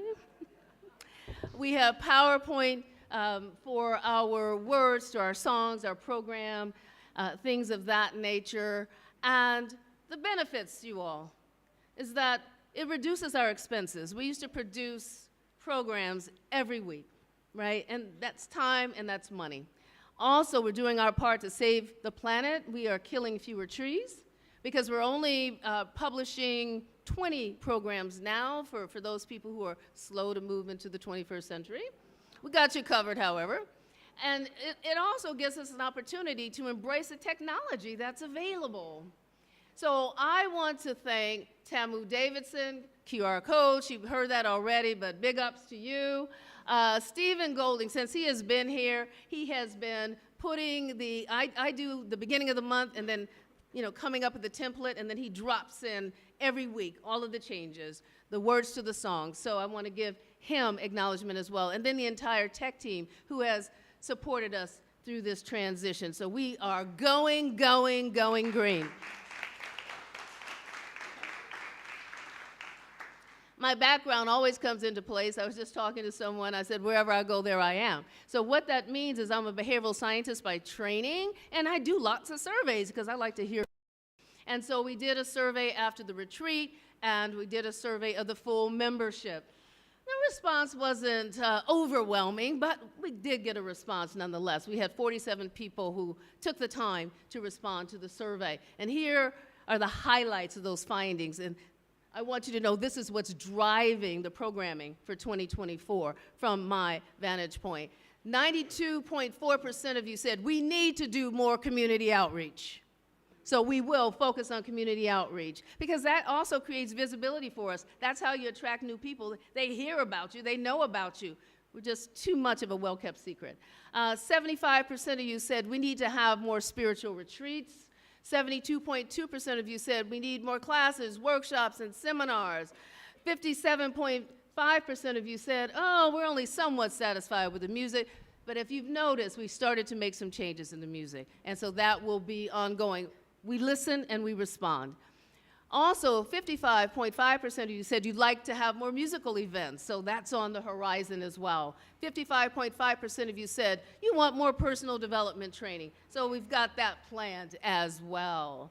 So, plans for 2024, book studies, CSL accredited classes, workshops and seminars, spiritual retreats, and you know what? I don't move my feet. I do move my feet.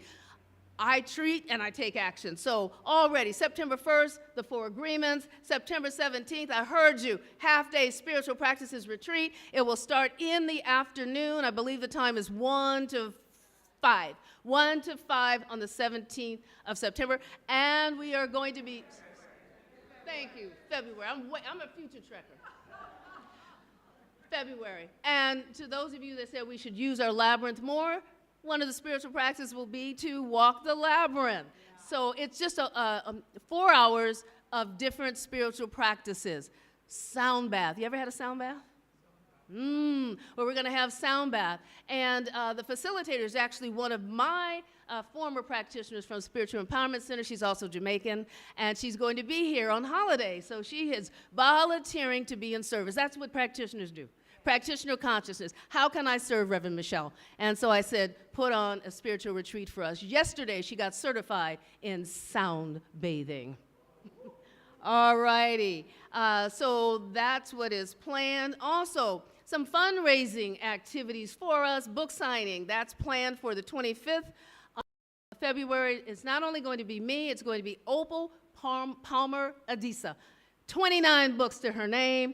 I met her at East Bay Church of Religious Science in California because she left Jamaica for 25 years, but she's back. And we reconnected, and she's going to be the other author who will be doing a little bit of reading from one of her many, many works. She also is a professor at the University of the West Indies. So minister's installation, TBD, we will decide when that's going to happen. But I just want you to know that's a fundraiser. Yes, it's about installing your minister. It's also about generating revenue, or income, excuse me. I want to make sure I'm using correct language for nonprofit. How does that happen? Program books. So I will be soliciting all of my colleagues in the United States and beyond to wish us well under the leadership of a new senior minister. And this worked for me at my other center. We raised over 10,000 US dollars just selling program ads. If you have a business and you want to advertise it, we reached out to business communities as well. So I want you to think in terms of that being a fundraiser for the center. Then also, Poetry and Prose in the Garden will continue, as has been said many, many times, and as I said, other musical events. So I want to thank you all for accepting me as your spiritual leader, putting up with my request for change, doing it willingly, maybe even sometime reluctantly, it doesn't matter, but change is happening. I feel at home here. Thank you so much. I'm honored to be in service.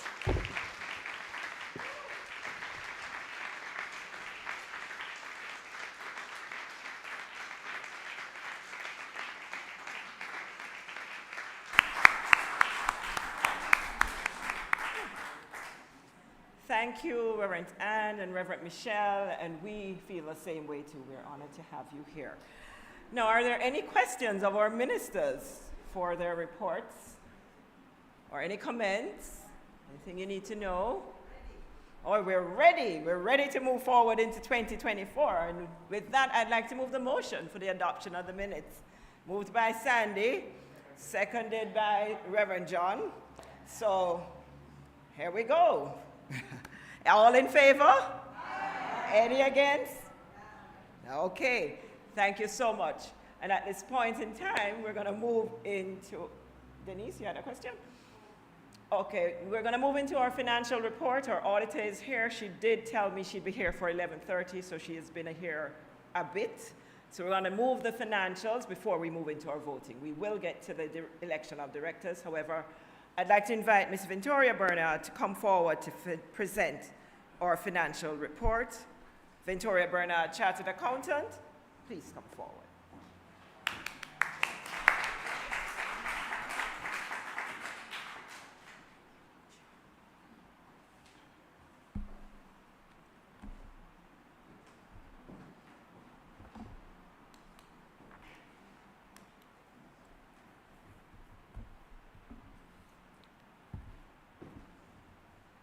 Reverend Michelle, other members of the Temple of Light, good afternoon. Good afternoon. It's my pleasure to be here this afternoon. It's my pleasure to be here this afternoon, and I'm tasked with reading for you the auditor's report. So, without much ado, let's begin. I need to say that, as usual, the Temple has had a clean bill of health. And I'll say more about that a little bit later. But for the time being, I'm merely going to read the report. Sorry. I'm having issues with my voice, so it might go out and in. I'm asking you to bear with me. The independent auditor's report to the members of Temple of Light Center for Spiritual Living. Report on the audit of the financial statements. I have audited the financial statements of Temple of Light Center for Spiritual Living, set out on pages 4 to 24, which comprise the statement of financial position as at 30 June 2023, and the statement of comprehensive income, statement of changes in equity, and cash flow statement for the year then ended, and a summary of significant accounting policies and other explanatory information. In my opinion, the accompanying financial statements give a true and fair view of the financial position of the Temple as of 30 June 2023, and of its financial performance and cash flows for the year then ended, in accordance with International Financial Reporting Standards, in bracket IFRS. Basis of opinion. I conducted my audit in accordance with International Standards on Auditing, bracketed ISAS. My responsibilities under those standards are further described in the auditor's responsibilities of the audit of the financial statement, thank you, section of my report. I'm independent of the temple in accordance with International Ethics Standards Board for Accountants Code of Ethics or Professional Accountants, IESBA code, and I have fulfilled my other ethical responsibilities in accordance with the IESBA code. I believe that the audit evidence I have obtained is sufficient and appropriate to provide a basis for my opinion. Management's responsibility for the financial statements. Management is responsible for the preparation of the financial statements that give a true and fair view in accordance with IFRS and the Jamaican Companies Act, and for such internal control as management determines is necessary to enable the preparation of financial statements that are free from material misstatements, whether due to fraud or error.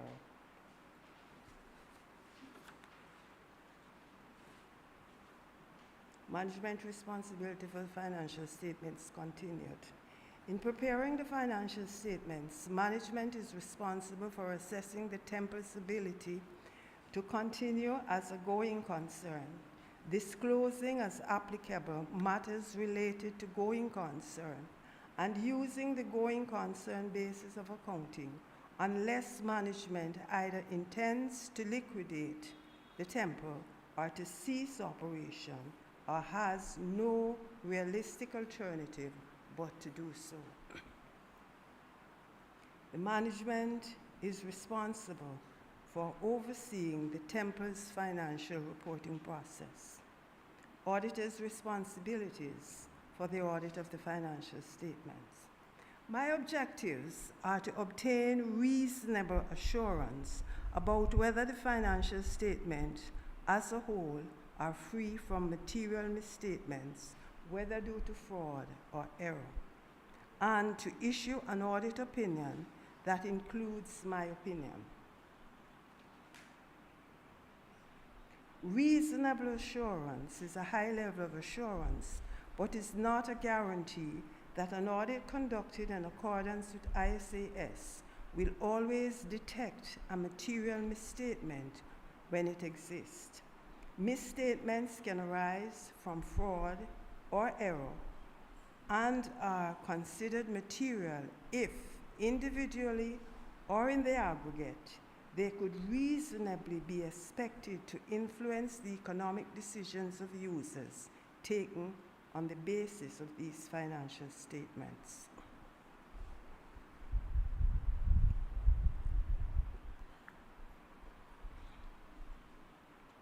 As part of an audit, in accordance with ISAS, I exercised professional judgment and maintained professional skepticism throughout the audit.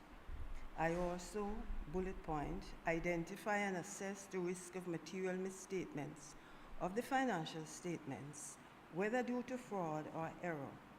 Design and perform audit procedures responsive to those risks, and obtain audit evidence that is sufficient and appropriate to provide a basis for my opinion. The risk of not detecting a material misstatement resulting from fraud is higher than for one resulting from error, as fraud may involve collusion, forgery, intentional omissions, misrepresentations, or the override of internal control. Bullet point 2, obtain an understanding of internal control relevant to the audit in order to design audit procedures that are appropriate in the circumstances, but not for the purpose of expressing an opinion on the effectiveness of the temple's internal control. Bullet point, evaluate the appropriateness of accounting policies used and the reasonableness of accounting estimates and related disclosures made by management. Bullet point, conclude on the appropriateness of management's use of the going concern basis of accounting and based on the audit evidence obtained, whether a material uncertainty exists related to events and conditions that may cast significant doubt on the temple's ability to continue as a going concern. If I conclude that a material uncertainty exists, I am required to draw attention in my auditor's report to the related disclosure in the financial statements, or if such disclosure are inadequate, to modify my opinion.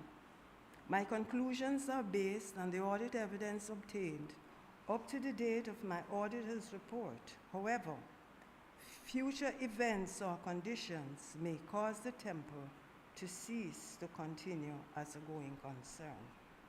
Bullet point, evaluate the overall presentation structure and content of the financial statements, including the disclosures, and whether the financial statements represent the underlying transactions and events in a manner that present a true and fair view. Report on additional matters as required by the Jamaica Companies Act. I have obtained all the information and explanations which, to the best of my knowledge and belief, were necessary for the purposes of my audit. In my opinion, proper accounting records have been maintained. So far as appears from my examination of those records, and the financial statements which are in agreement therewith, give the information required by the Jamaica Companies Act in the manner required. Signed, Victoria Bernard, Chartered Accountant, 21st December 2023. That's your audit report, and as I have said previously, it's a clean one. Now, I'm going to go through very briefly with you certain aspects of the financial statements itself. I think you have been given at least the sheets that I intend to go over to look at, and so you should be able to follow me on this. I'm now looking at page 4 of the financial statements, and it is headed Statement of Comprehensive Income. You will note that for the year 2023, offering declined by roughly 2 million or 14%. You will also note on that same page that other income increased by 1.5 million or 48%. Now that, what I might call a huge increase, is due and totally to the fact that we rented property, rent received from 2 locations that were rented during the year. And if that particular activity had not taken place, the outcome of this statement might have been worse than it is. So moving straight along, administrative and general expenses, on the other hand, increased 10% from 12,031,080 to 12,344,878. And so we ended the year with an operating deficit, which in percentage term is quite significant because it moves from a profit of 178,526 in 2022 to a loss of 1,461,069, which is about 900%.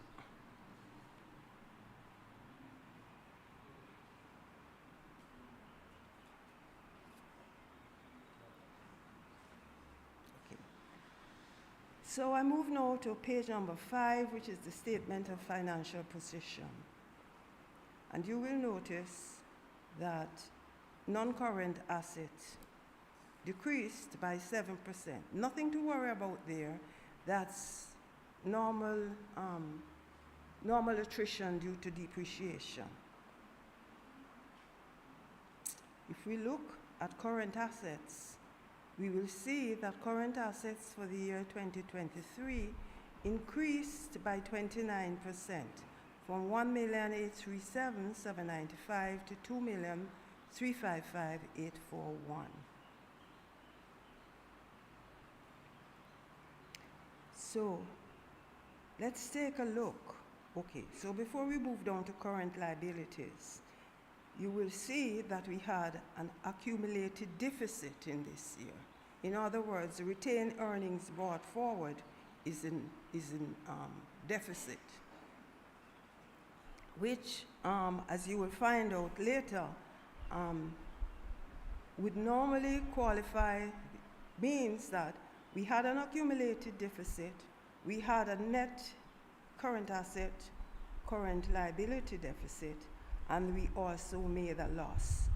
In normal run of things, those 3 points would have been significant in determining whether or not the going concern principle holds for the temple, but I say more.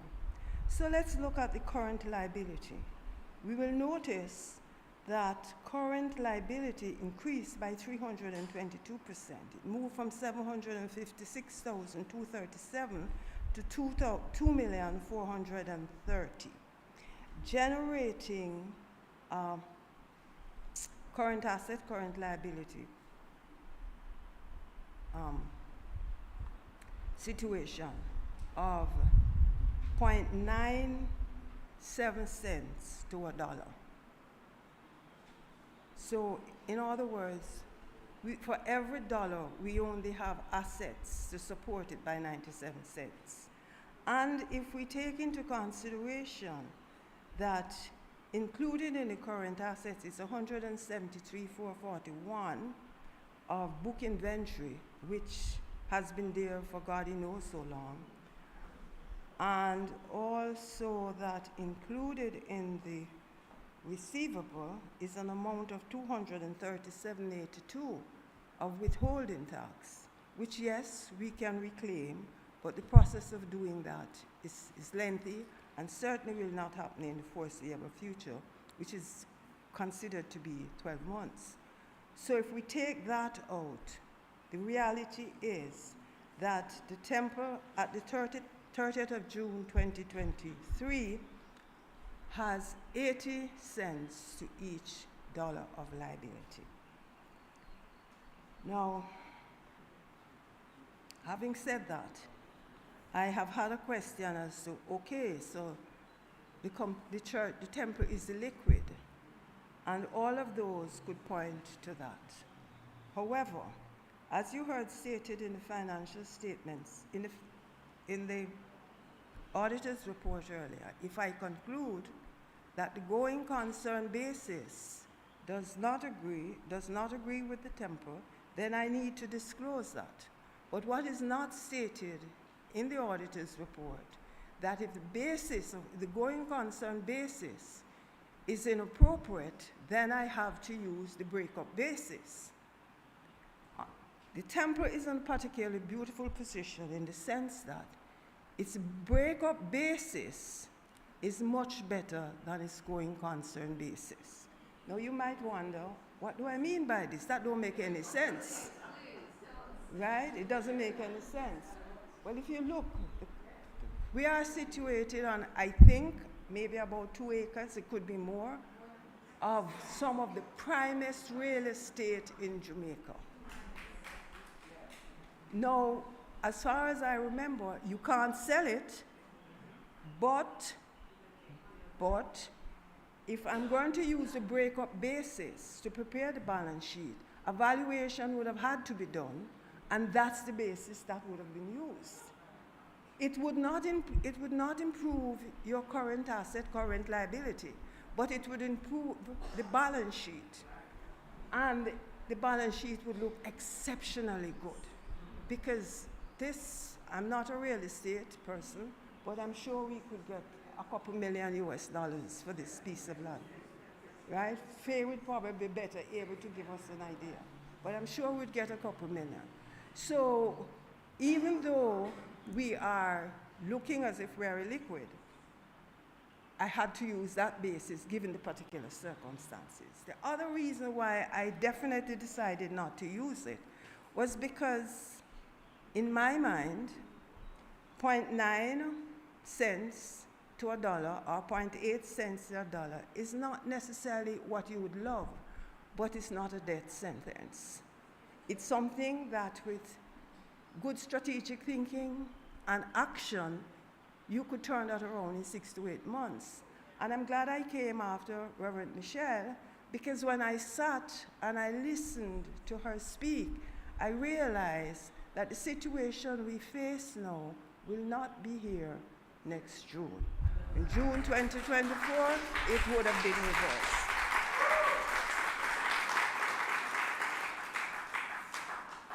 So, ladies and gentlemen, that's your financial statements for the year ended 30 June 2023. If you have any questions, let me have them now.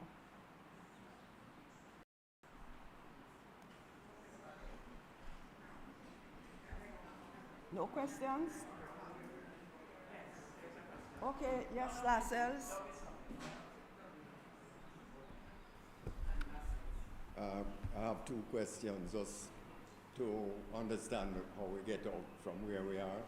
The trade payables have gone up. I think they're like 2 million, up from a few 100,000. Oh, okay.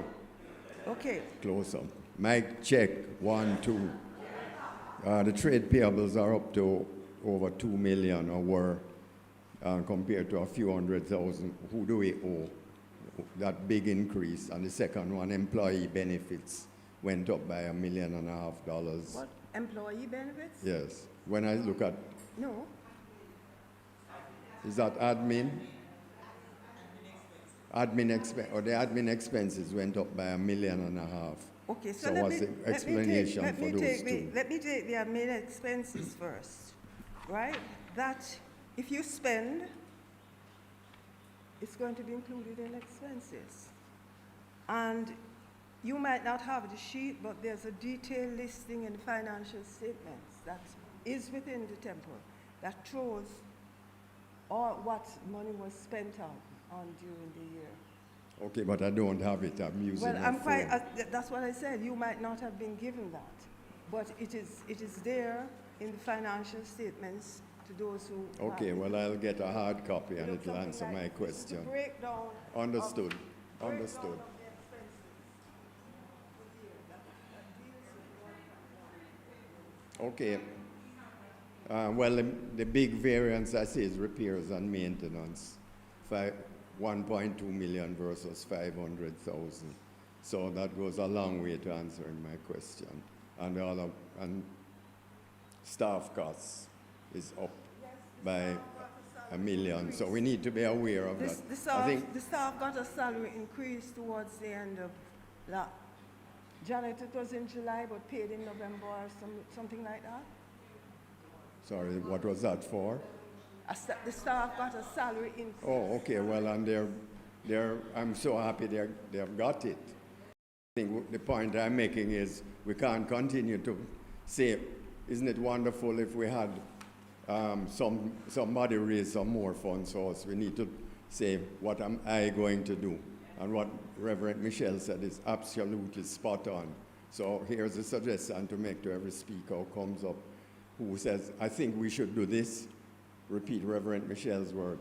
You see it, you own it, you do it. So if you see it, say, I own it, I'm going to raise the money for it, and I'm going to do it. So that's my humble contribution to fundraising. Thank you. Thank you.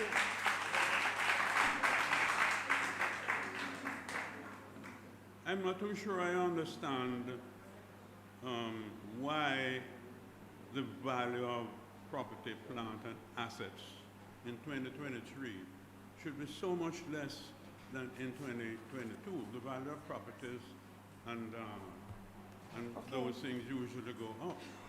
Okay, It's on so you're talking page about 4. property, plant, and equipment. Yeah, property, plant, and equipment. Property, if you look at, again, I'm not sure whether or not you have that, but that difference from one year to the next is due entirely to depreciation. Every year. So the property literally depreciates Yes. when the values are going up in this. Not the land, not the land, not the land, but building, okay. furniture, computers, etc. are written off over a period of their expected useful life. So, based on the capital allowances rates that we have, most things are written off in a 5-year period. So every year we put in depreciation inside of the financial statement, and that the accumulated depreciation is taken out of the asset value. So for instance, for the year... No, it's understand. I understand it now. You don't have to go through good. it. I was sort of misled by property, meaning real property. No, land is never depreciated. Yes, thanks. Yes, Tony's coming.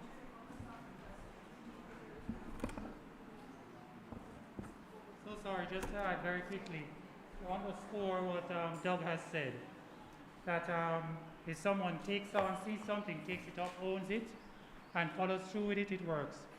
When we had COVID, and we decided that we needed some equipment, and we need to learn what to do, the next week, the temple was up and running.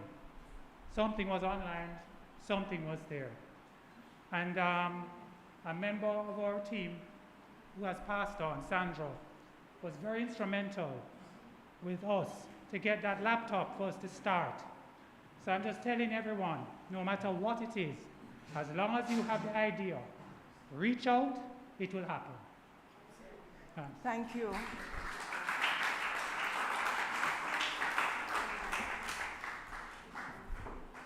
If there are no further questions, I take my leave. Thank you. Thank you.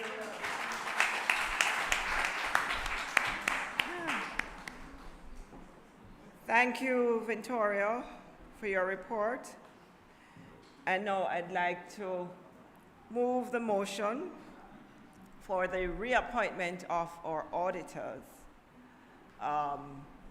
Ms. Ventoria Bernard from Ventoria Bernard Chartered Accountants.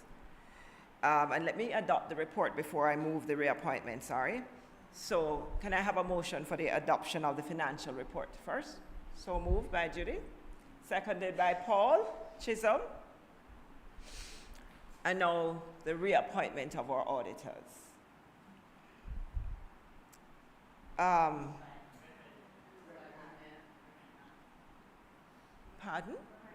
Oh, Reverend Ann, you're moving the motion for the reappointment of the auditors?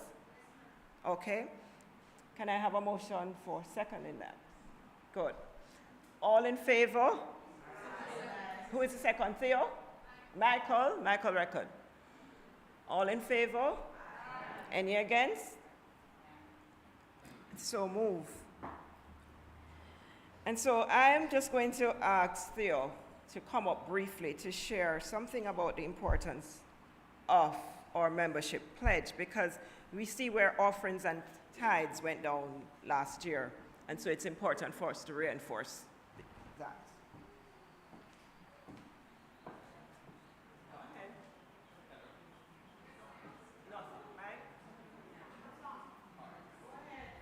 All right. Oh, so apparently maybe it's not me. All right.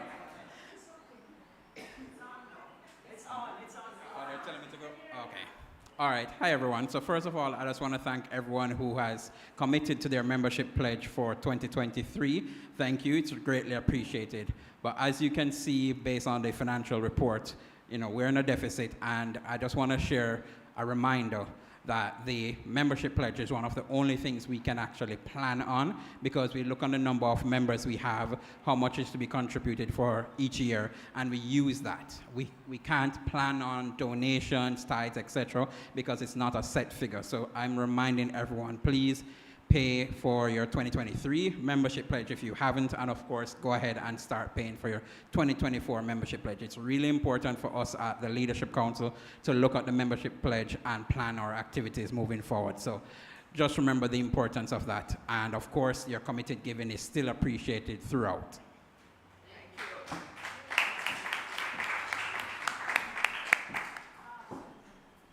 Sure. I have a question from Sandra. Comment?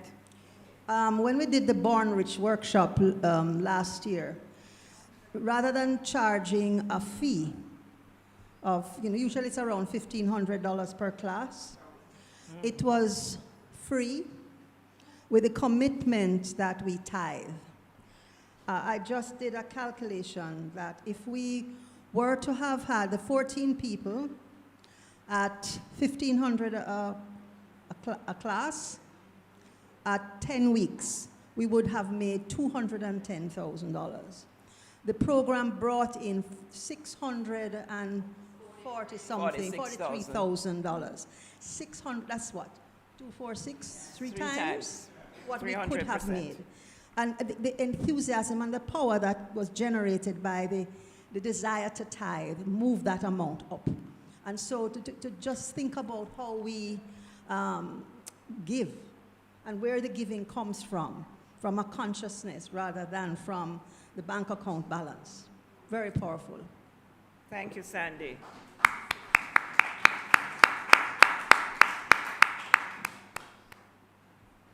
And so, friends, I know we are here, we've been here for some time, but we're moving on to the next item on the agenda, which is the election of directors.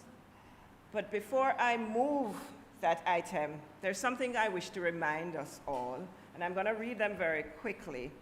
And it's one about membership, and it says, I understand and accept the principles of religious science and completing at least one unit of year 1 or 2 of the Science of Mind classes.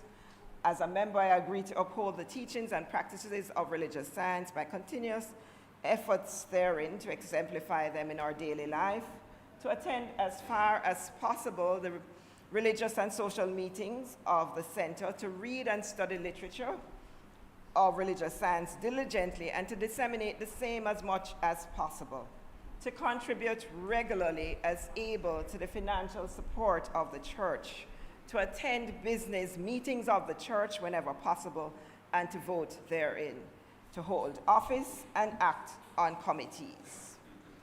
And so, friends, as we move towards the election of directors, I am reminded that board members are elected to serve for a period of, I want to remind you, 3 years, and they may opt to stand for re-election.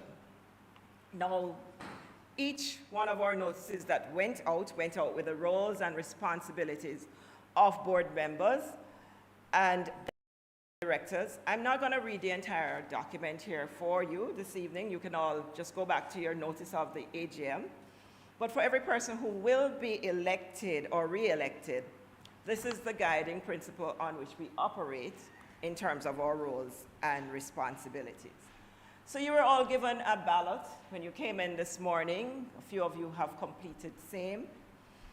And I'd like to ask you, because all 3 items are on the same ballot. The first is, as per the notice of meeting sent out, Mrs. Jennifer Livingston, having completed her term of office, has indicated her willingness to serve if re-elected.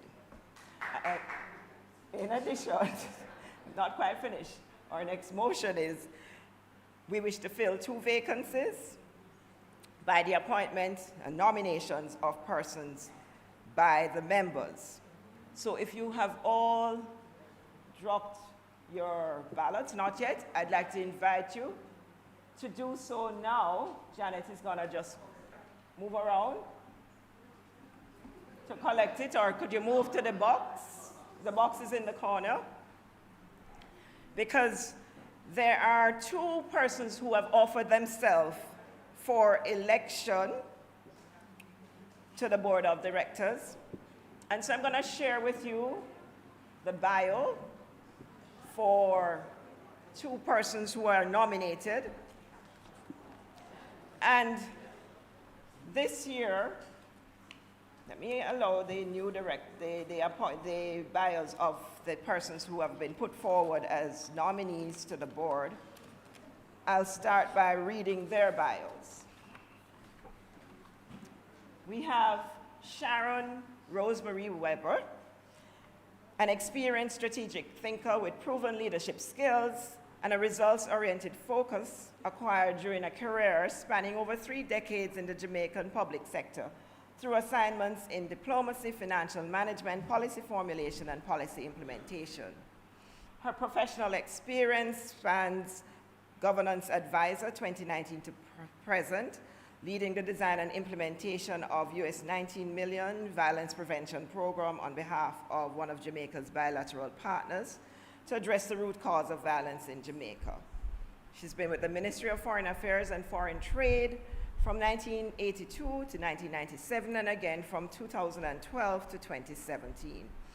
She's a 20-year career in foreign policy, development, and negotiations with overseas postings, rising to the level of Ambassador Extraordinaire for Jamaica to the Bolivian Republic of Venezuela, resident in Caracas, with concurrent non-resident accreditations to Ecuador, Colombia, and Peru.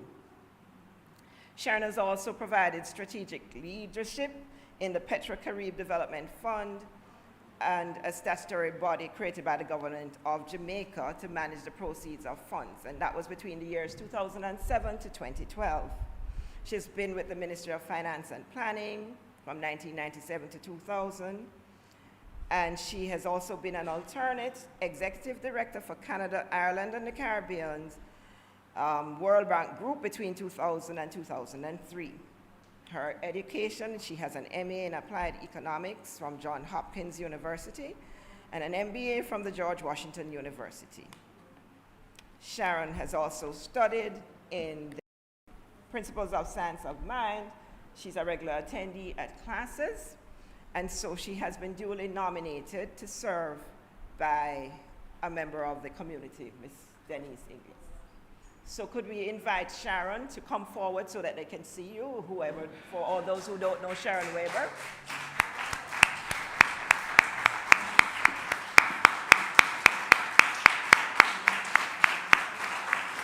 Thank you. You may have a seat.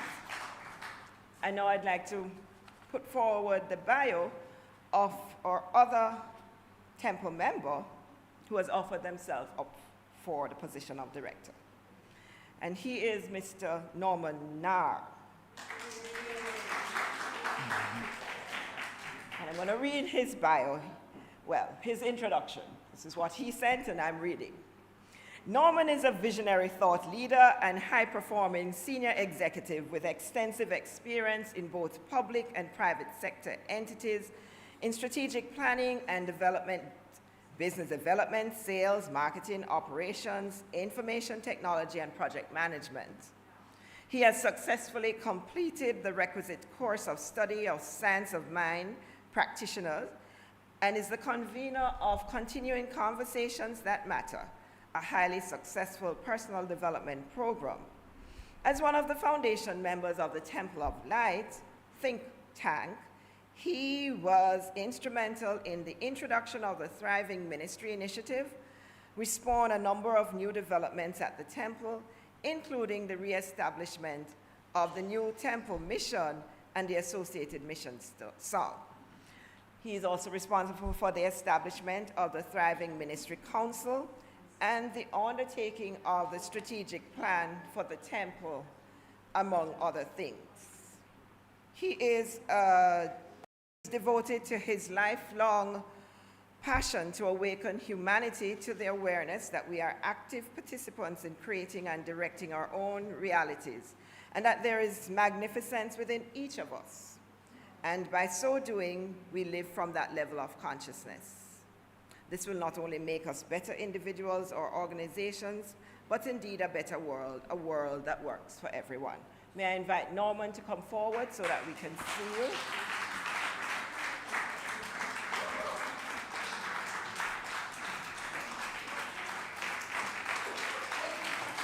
Thank you.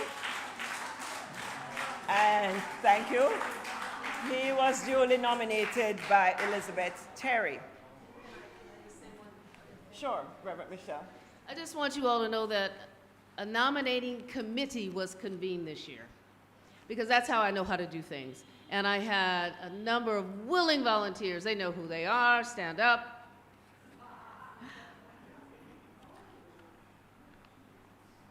All right, Liz, Terry, Sandy Cooper, and Denise Ingalls. Thank you so much for your service.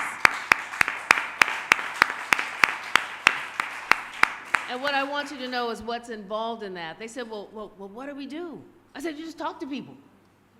You talk to people, you ask them, are they willing to serve? And they talk to a lot of people. And so these are the results of their efforts. And we're so grateful and so thankful for your work.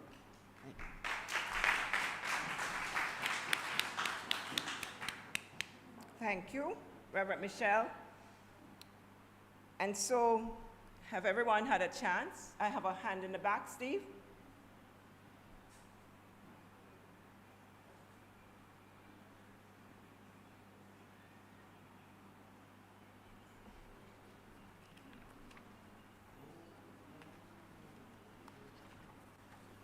I know we have legal minds here present. I'm just asking, did a call go out for persons to serve on this nomination committee? I'm just asking. I don't remember seeing one. So one did go out. The nominating committee, not to be nominated, the nominating committee. Did a call go out, an email, of anything? So what the question is how did people get on this committee? Yeah, nominating committee. The call was always made, and I have to admit, personally, I talked to many, many different people on Sunday. Are you willing to serve? Are you willing to be on this committee? And these are the three that said yes. But many were invited, few accepted. Just on a point of order, and again, I'm willing to be corrected by the legal minds present, but that call is something public in writing, I think. Okay. Noted. And so, having you got your ballots, I hope everyone has put it in the box. You know, it's interesting. Before I ask for the secretary and one of the directors to come to open the box. The secretary and the auditor are counting the ballots. Right. Oh, they are doing that just now. It's interesting when you are coming up as the, oh, they're counting, my ballot is not in the box.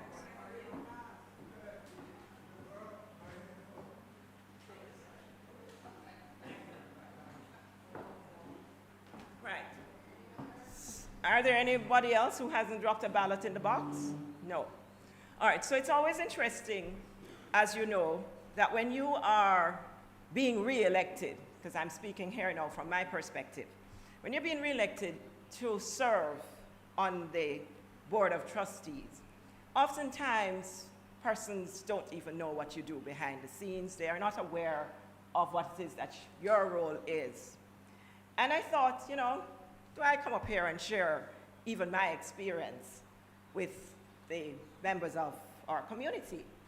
And so I started to just look at my own self. When I came back last night, because a few of you might not know, but I took a trip and I came back yesterday. And I started looking at what I have done because I have been one of the longest serving members on this board, and I know that. And thank you.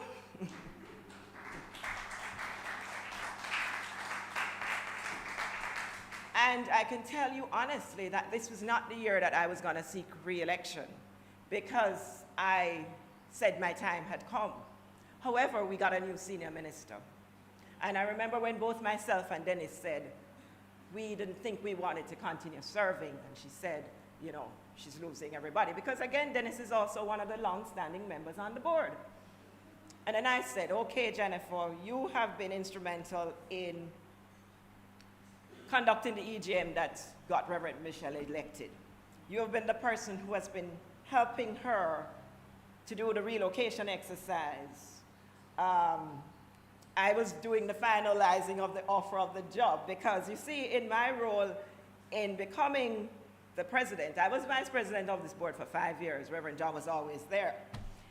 But when I was appointed president of the board in January 2023, then of course, you had to now start to oversee the operations of the temple. All without no, prior experience in overseeing the operations of the temple. But we did what we needed to do. We had new tenants in, so I was the liaison between the tenants and other business associates of the temple. Then I was elected on the new minister selection committee because nobody else on the board wanted to be on the committee. Just as simple as that. The call went out, nobody stepped up. Ended up doing that again. And so I have been finding myself doing a lot of the roles in this center. And it means that people really need to step up in order for us to move forward. There are things that happen behind here that many don't know. Persons who have stepped up in terms of offering financial support. We've had that because it takes cash to care. And so I know a lot of persons don't like their names to be broadcast out there and they don't want to be told. They want anybody to know.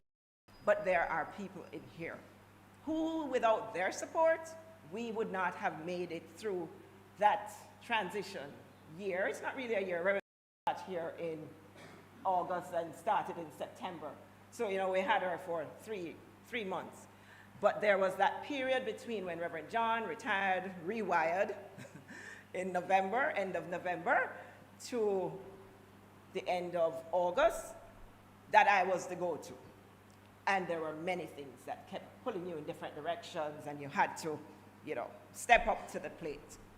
But I want to remind people here that even though you see me doing all of this volunteer work for the temple, that professionally, I do work.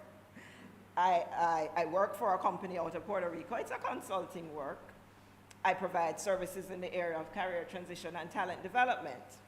And yes, I'm the co-owner of a small business, Chance Repayment Services. It's a bill payment and monogram services in my neighborhood community. But my experience not only spans the current place that I consult with as needed, I bring to this center, and I've always done, my 20 years of experience in the healthcare industry, mentoring, training, and coaching personnel at different levels. I have used that capacity in what I do daily in this center in more ways than one. And a lot of you might not know I do have a master's in business administration. I'm a professional coach myself from the Center of Coaching Certification in Florida. And one of the things I do outside of the temple that I love to do is to be a coach and a mentor for my alma mater. So you didn't see me last week Sunday. Guess where I was?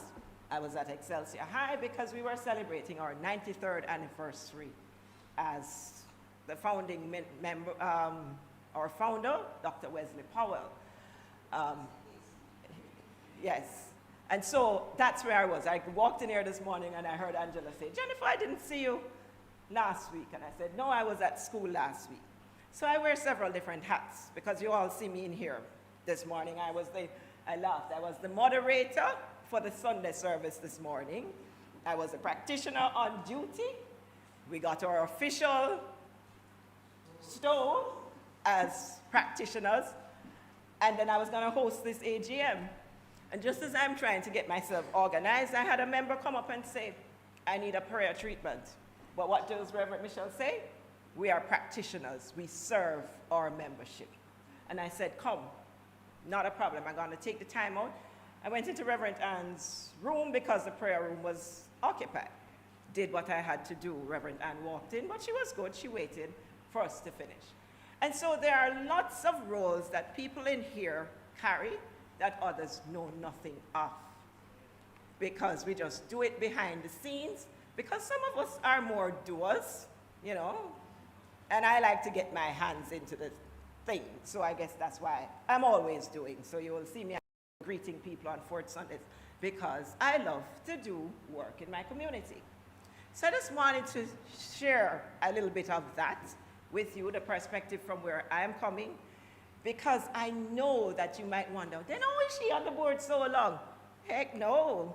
Every senior minister that I served with asked me to stay on, okay? I had that when Reverend Elmer was here. I had it with Reverend John. Reverend Michelle is no different. And I'm trying my best to see the transition through as she gets situated in her role as senior minister, and that's it. So, for all of you who have supported me, I want to use the opportunity to say thank you. Thank you.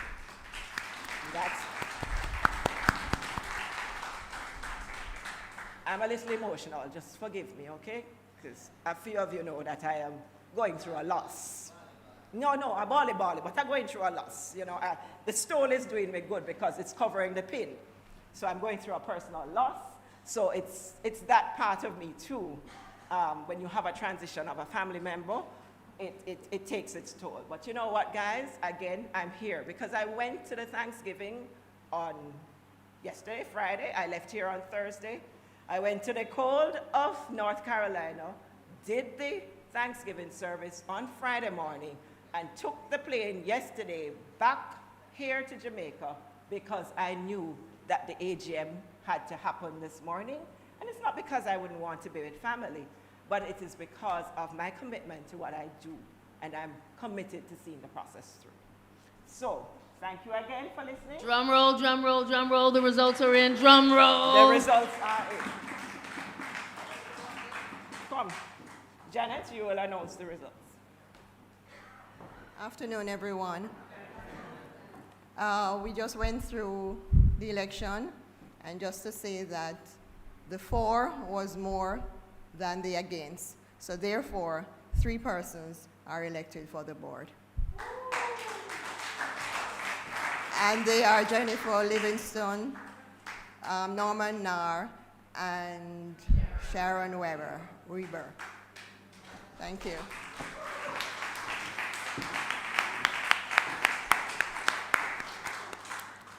Thank you. And so having moved that voting exercise, I'd like to ask if there is any other business that you would like to discuss. No. And so before I move the motion for adjournment, I'd just like to ask Christine to come forward for the vote of thanks. Christine, as a member of the board. Yes? Yeah, we want our rice and peas and chicken.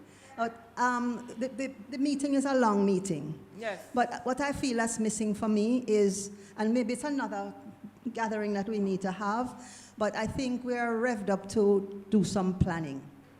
And so I don't know if as soon as we can to look at, there are lots of wonderful ideas that are on the table that I'd love for us to set some time to gather, maybe to do another, what you call it now, a village circle, or one of those events, so that we can say, okay, we're going to do this by this time. This is who is going to own it. Moving forward, we take action.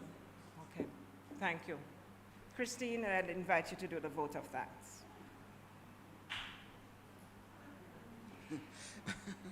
Sorry.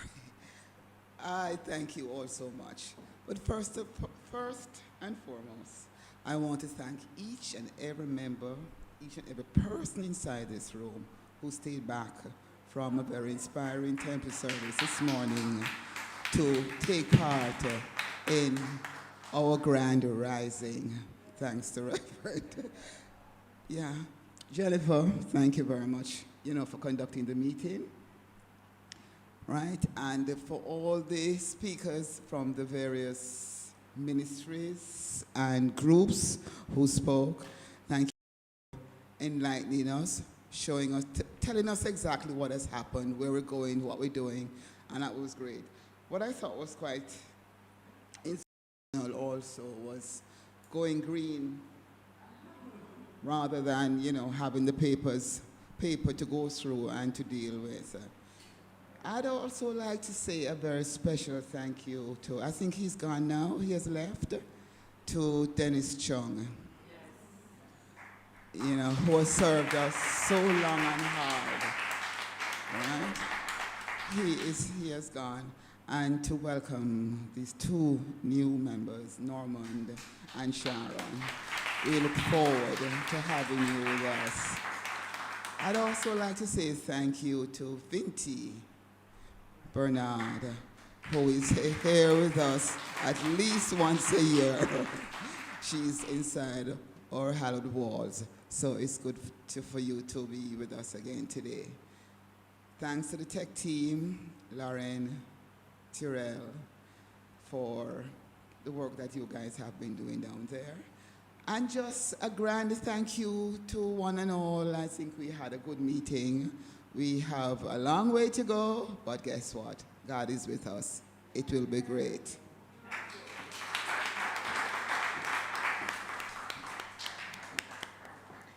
Now, can I ask for a motion to adjourn the meeting? Hold on. Whose hand went up? Carol Campbell. Seconded. Right. And seconded by Carol. And before we now leave this place, as we do with everything we do here, I'm inviting practitioner Steve Golding to move the closing affirmative prayer. Steve? Oh, all in favor of the adjournment, I'm sorry. Any against? Okay. Go.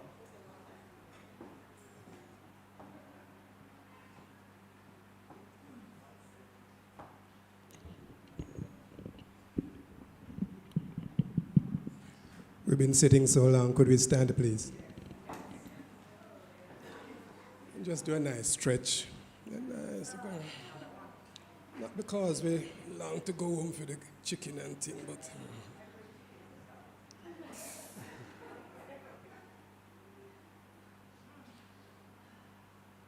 and just take a moment now to just observe our breathing and understand that that is the breath of God. It is what we are. The living Spirit made manifest. And so we participate in the business of our beloved temple as we are guided by this Spirit. And it is good. So we go now with a sense of accomplishment despite the obstacles, but knowing that we stand ready to serve. For it is God that we serve, and it is good. It is very good. We go in peace because we live from that eternal peace. We are the I am, and all is well. I give thanks that this is so, and so it is. Thank you, Steve. Thank you, Steve. So just sing your way on out of here. The temple of light, the temple of light. 1 second, Rev. What is it, Janet? We are people with a vision. Where's it?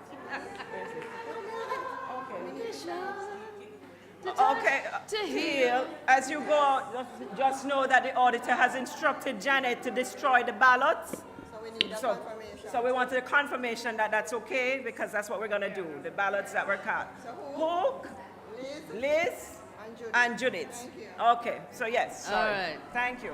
All right. Can I the two new board directors? Can I get your pictures, please? Hello, Norman and Sharon. Norman and Sharon.